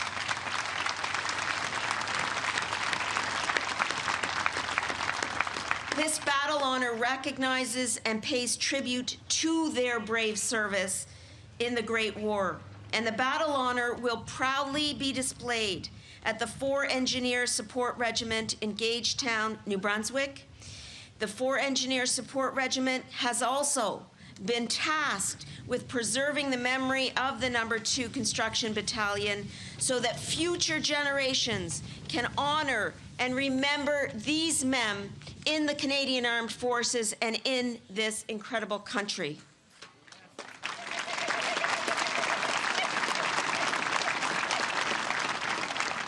Now, the advisory committee offered other critical recommendations that serve as guideposts for the way forward.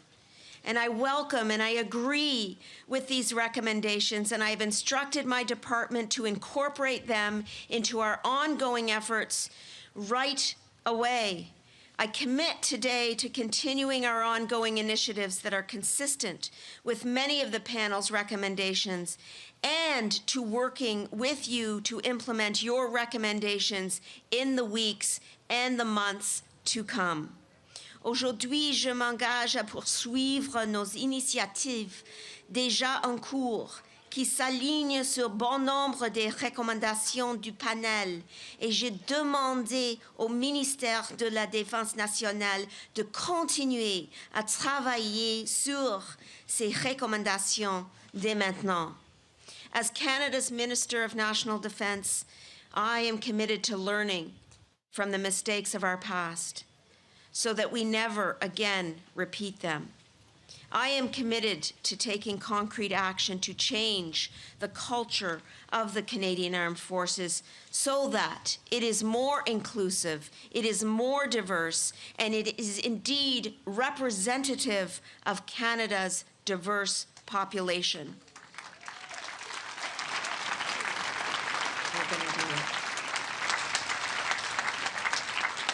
And I am committed to eliminating systemic racism so that the discrimination faced by the No. 2 Construction Battalion and those who followed never happens again.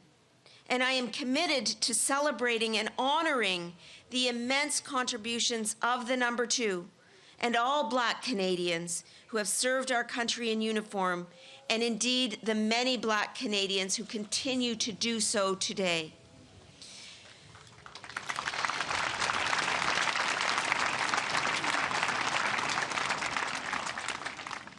To conclude, je suis convaincue que les excuses d'aujourd'hui représentent un pas en avant significatif pour honorer la mémoire du 2e bataillon de construction. May today help recognize every Black Canadian who bravely served this country in times of war and in the pursuit of peace. And may today contribute to building a Canada that lives up to the ideals that the members of No. 2 fought so bravely to protect. My dear friends, yes, we have more road to travel, but make no mistake, we will keep walking that road together until we get this right. Thank you. Merci. Miigwech.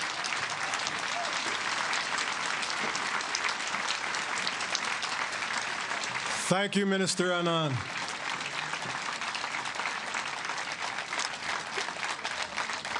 Thank you for your leadership and your dedication to change. Last night, I had the pleasure to attend the reception hosted by our Minister of National Defense, and we were so impressed and touched by her passionate speech. And today we witnessed her kindness of heart and sincerity of character. Thank you, Minister.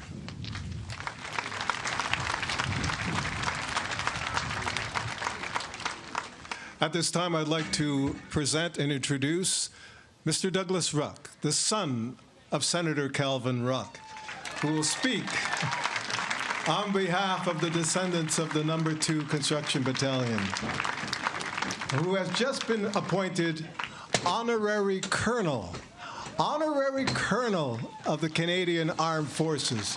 Today is the first day that Douglas Ruck is wearing his uniform. And I must say, Mr. Ruck, you are looking very handsome and official in that uniform. Mr. Douglas Ruck.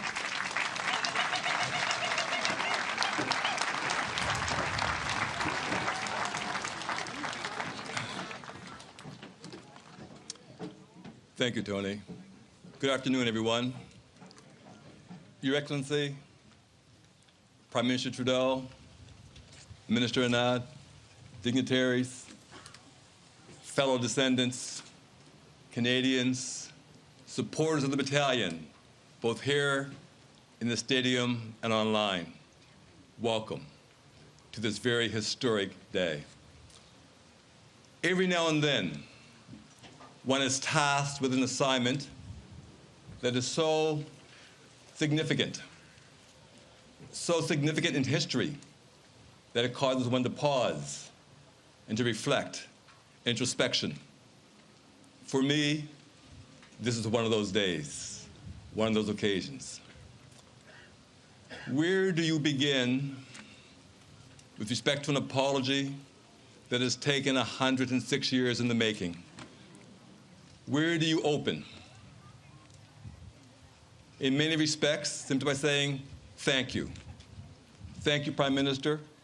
Thank you, Minister Anand, for your words that were heartfelt, that were meaningful, and that to the descendants, they have waited so long to hear.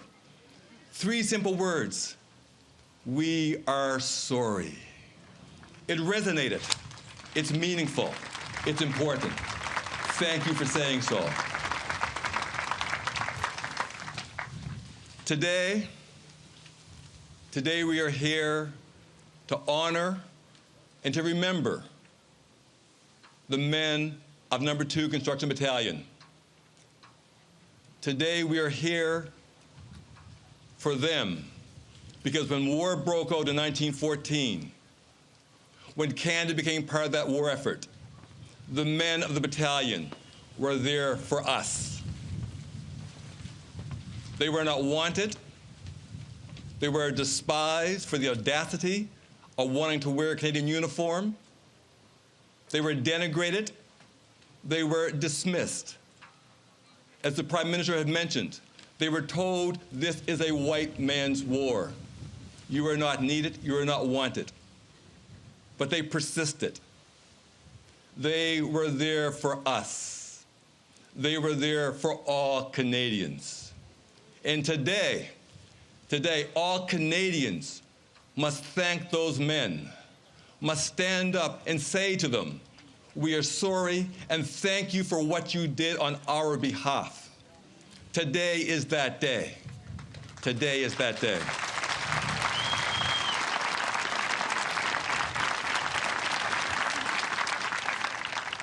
On behalf of the descendants, I appreciate the words that were stated by the Prime Minister, the words of Minister Anand.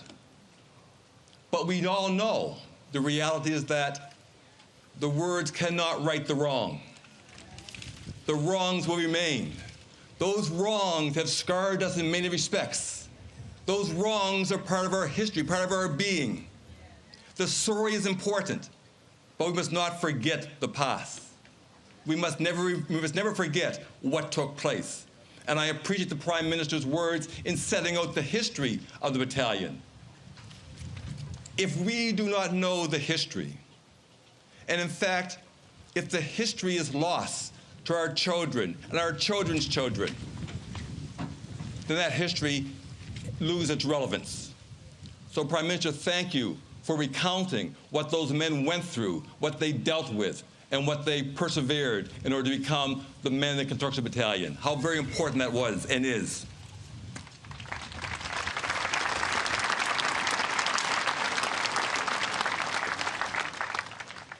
The apology was significant. Those words were significant. But there's also the reality. And the reality right now is that we are in a period of time when things are not in the best possible state. We are watching in real time as democracy is under assault.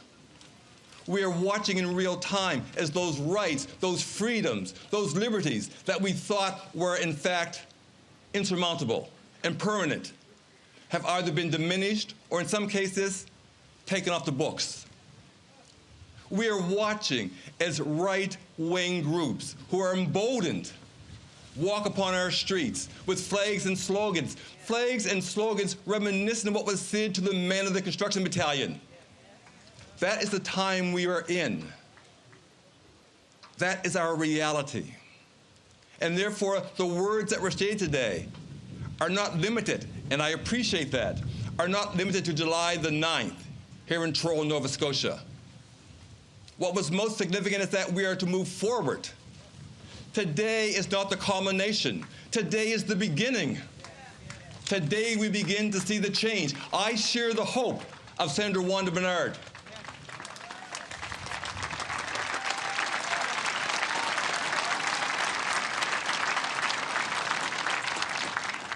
And therefore I say once again, thank you for the apology. And while Senator Bernard has said this is the first apology as African Canadians that we have ever received, it's significant. But there have been promises in the past. And once again, while I appreciate what was said, I also know that we have walked this path before. Far too often, the only thing that remains are the words. Let this be the time that, in fact, on your behalf, I accept what's been said by the Prime Minister. I accept what's been said by the Minister of National Defense. Their word is their bond. But let's ensure that as we move forward, we begin to see the change, that the structural racism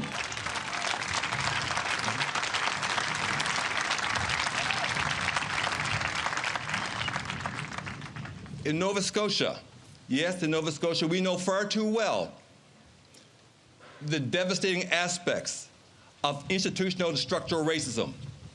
Say the name Africville, and you know the pain. You know what's been left. You know what needs to be done, what remains to be done. The number 2 Construction Battalion must not just become a name. It must become significant. It must become a point of difference. We must know that on this day, on July the 9th in Truro, Nova Scotia, a commitment was made on behalf of this government to make a difference.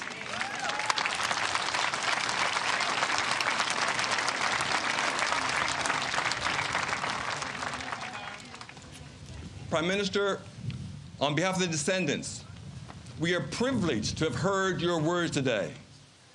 And we are privileged to have been here for this time and to hear what was said by yourself and the Minister.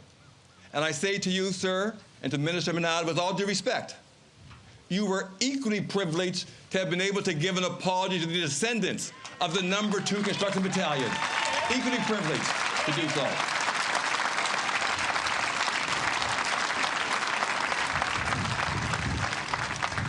As my dear friend Anthony Sherwood stated, today I stand before you wearing the uniform of the Princess Louise Fusiliers. Proudly, proudly. But when I was first asked, would I take this on? Would I become an honorary colonel? My internal response was, why would I do that? Why? Anyone who knows me may know that I am not, and never have been, one who would naturally go or gravitate towards the military. But upon reflection, and when I thought of those men of the number 2 Construction Battalion, they fought for the right to wear this uniform. How could I say no? So today, and today is the first day I have donned this uniform, and it's so fitting. So today, I say to you, Prime Minister, I say to you, Minister Anand, I wear this uniform out of respect and the memory and the legacy of the men of the number 2 Construction Battalion. It's for them that I wear this uniform. It's for them that we're here today.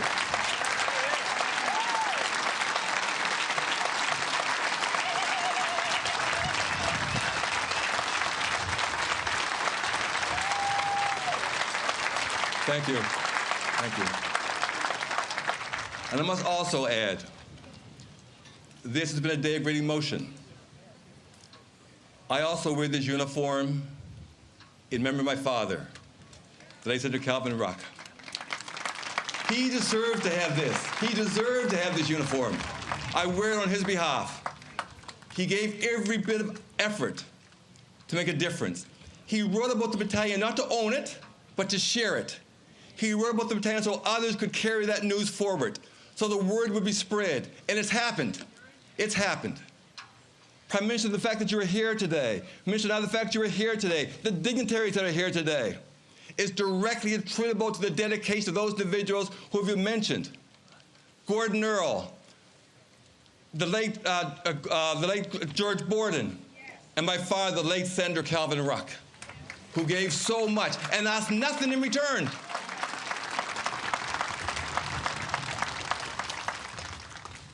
So as we move forward, we'll be watching, and as the minister has stated, and correctly so, as we move forward, this is not a thing of us as a people being told, this is what you need. This is what we're going to do for you. The question is, and as we have learned during the consultation process, consult with us, talk to us, speak to us, listen to us. We have words to say that you need to hear. We can help to make the difference.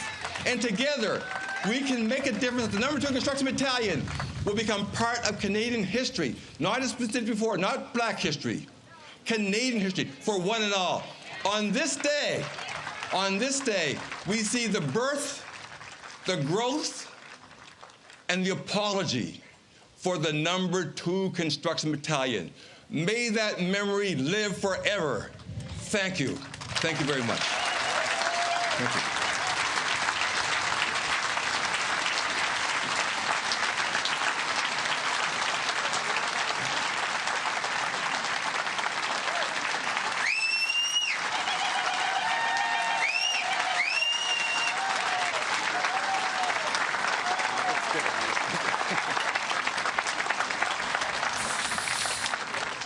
My dear brother Douglas Ruck, thank you for those powerful words. Thank you, Honorary Colonel Douglas Ruck. At this time, I'd like to invite to the stage the Vice Chief of Defense Staff, Lieutenant General Francis Allen, to come forward.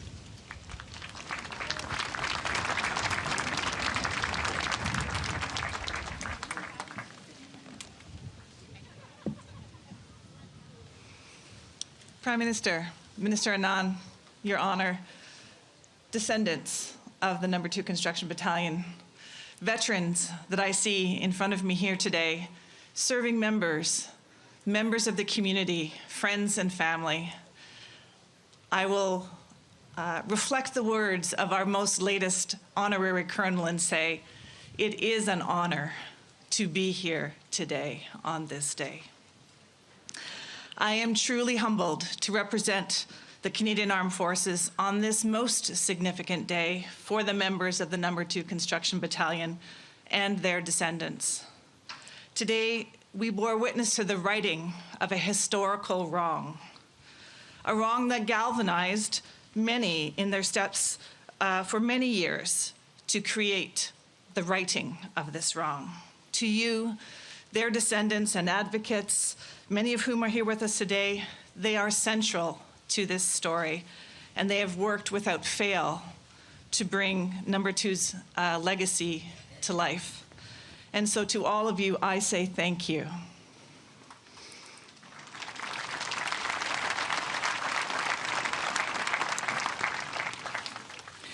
Il y a longtemps que ces excuses auraient dû être présentées. Et l'attente a été encore plus longue pour vos ancêtres qui ont servi le Canada pendant la Grande Guerre, il y a plus de 100 ans. C'est nécessaire pour réparer les erreurs du passé. And at the same time, we acknowledge that there are some things that this apology cannot do. It cannot take away the historical injustice that racism has put on Black Canadians when they tried to enlist. And it can't ease the pain and the frustration that they carried for a lifetime. The result of a nation and a military that failed to acknowledge their vital contribution to the war effort. But what it can do is address once and for all the near complete absence of number two's place in Canadian military history, and the all too easy denial and rejection of Black Canadians who wanted to serve. The story of number two is extraordinary in so many ways, not the least because its members stood up for a country at a time when Canada didn't offer them fair and equal treatment in return.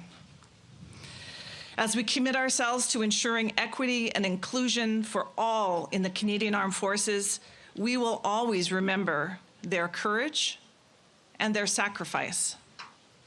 Their actions humble and inspire us to be worthy of their commitment to our country. And they call upon us to fulfill our own commitments to eliminate systemic racism and all forms of harmful behavior in our ranks, once and for all. And their tenacity will continue to serve as an example for others in overcoming odds in the face of injustice for generations to come. And so today, we not only honor number two's significant contributions to the military history of the Canadian Armed Forces and to the history of Canada, but importantly, we are here to perpetuate that recognition as part of our military future. One of the most significant ways that actions of a military unit can be immortalized is through battle honors, as Minister Anand spoke of previously. And these battle honors are awarded for service in a battle, a campaign, or a theater against an armed enemy. Last month, on the 1st of June, after more than a century, Number 2 Construction Battalion of the Canadian Expeditionary Force was awarded the France and Flanders 1917 to 1918 Battle Honor for all who served in France and Belgium.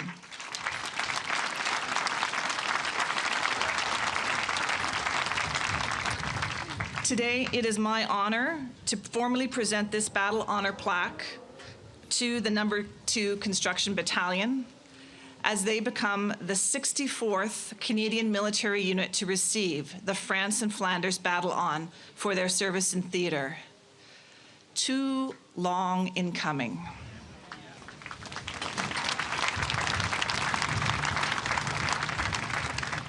As you have heard today, Number 2 Construction Battalion is no longer an established unit, having been officially disbanded in September of 1920. But when a disbanded unit receives a battle honor, tradition calls for a serving unit to preserve and perpetuate the memory of their sacrifice and their deeds for future generations. So today it is going to be my honor to present the 4th Engineering Support Regiment of the Canadian Military Engineers, who are based in CFB Gagetown in New Brunswick, with this plaque. And I know that Elected Canada's only full-time engineering regiment will do Number 2 proud in displaying that honor, perpetuating their story, and highlighting the vital role that shall always link them together.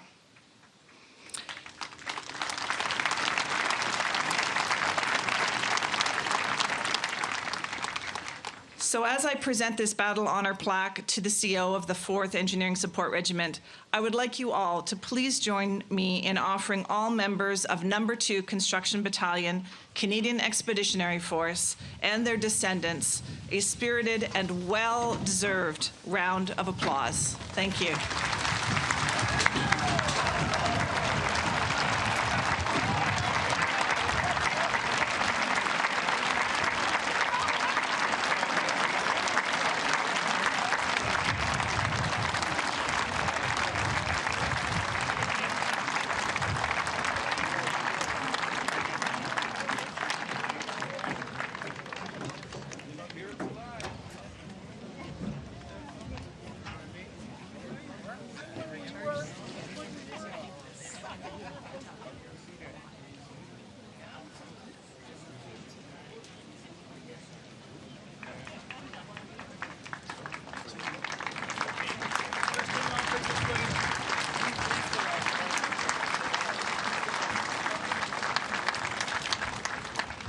Thank you, ma'am.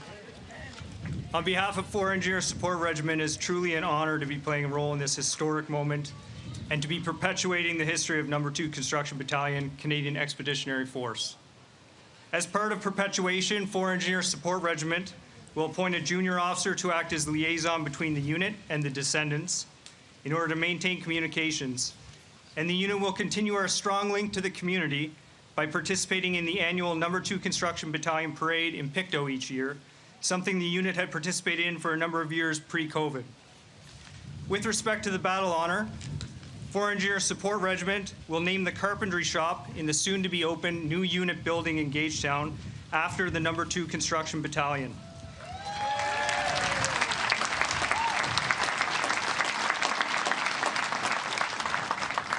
And this plaque will be placed and displayed proudly in a place of honor outside the room.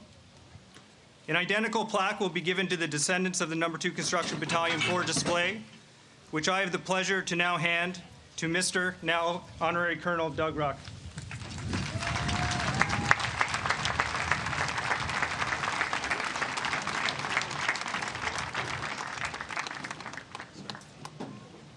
My pleasure, sir.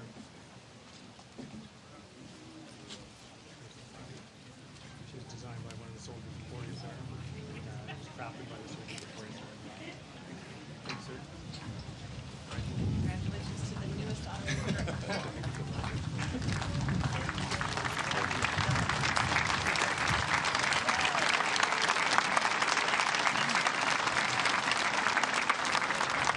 What had been disbanded is now once again a part of our official history. Thank you.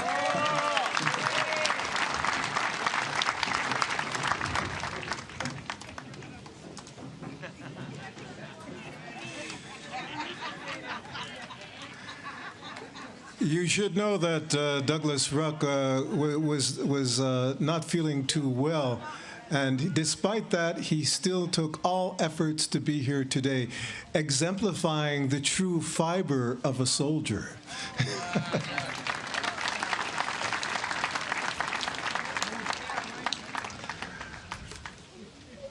As the winds of change blow across the fields of Truro, we would like to welcome again Rennie Smith for her rendition of How Great Thou Art. Rennie.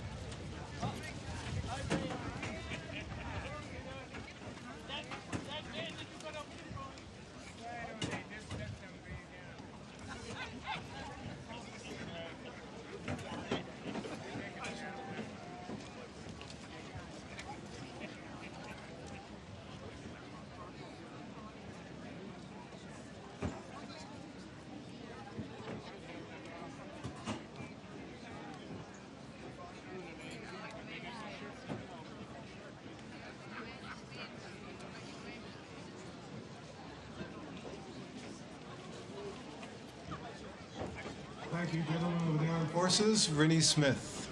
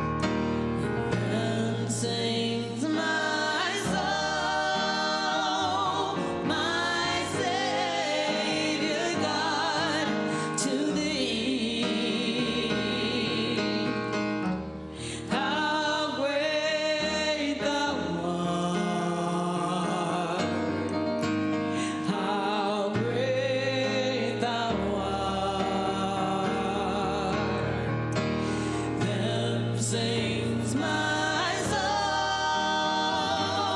my Savior God, to thee. Oh, how great thou art, how great thou art. And when Christ shall come with shout of acclamation, and he takes me home, then what joy shall be my heart. Then I shall bow, yeah,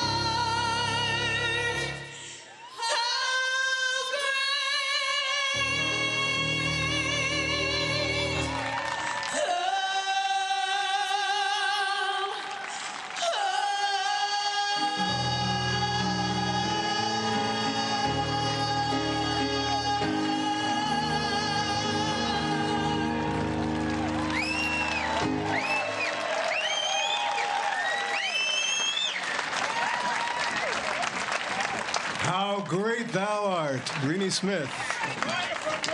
Thank you. We're almost done. We're almost done. Before we conclude today's festivities, we're going to hear a selection from the State Dakota Band. Gentlemen. No, we're not. They're on strike.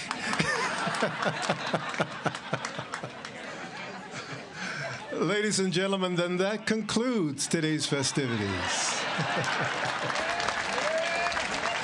We want to thank you all for witnessing two historical events on the grounds of the Truro Amateur Athletic Grounds. The first was where the No. 2 Construction Battalion was trained on this very grounds. And today you witnessed the second historical event, the first apology to the Black community of Canada. Thank you all for being here today. Please stand. We ask you to please stand for the departure of our distinguished guests.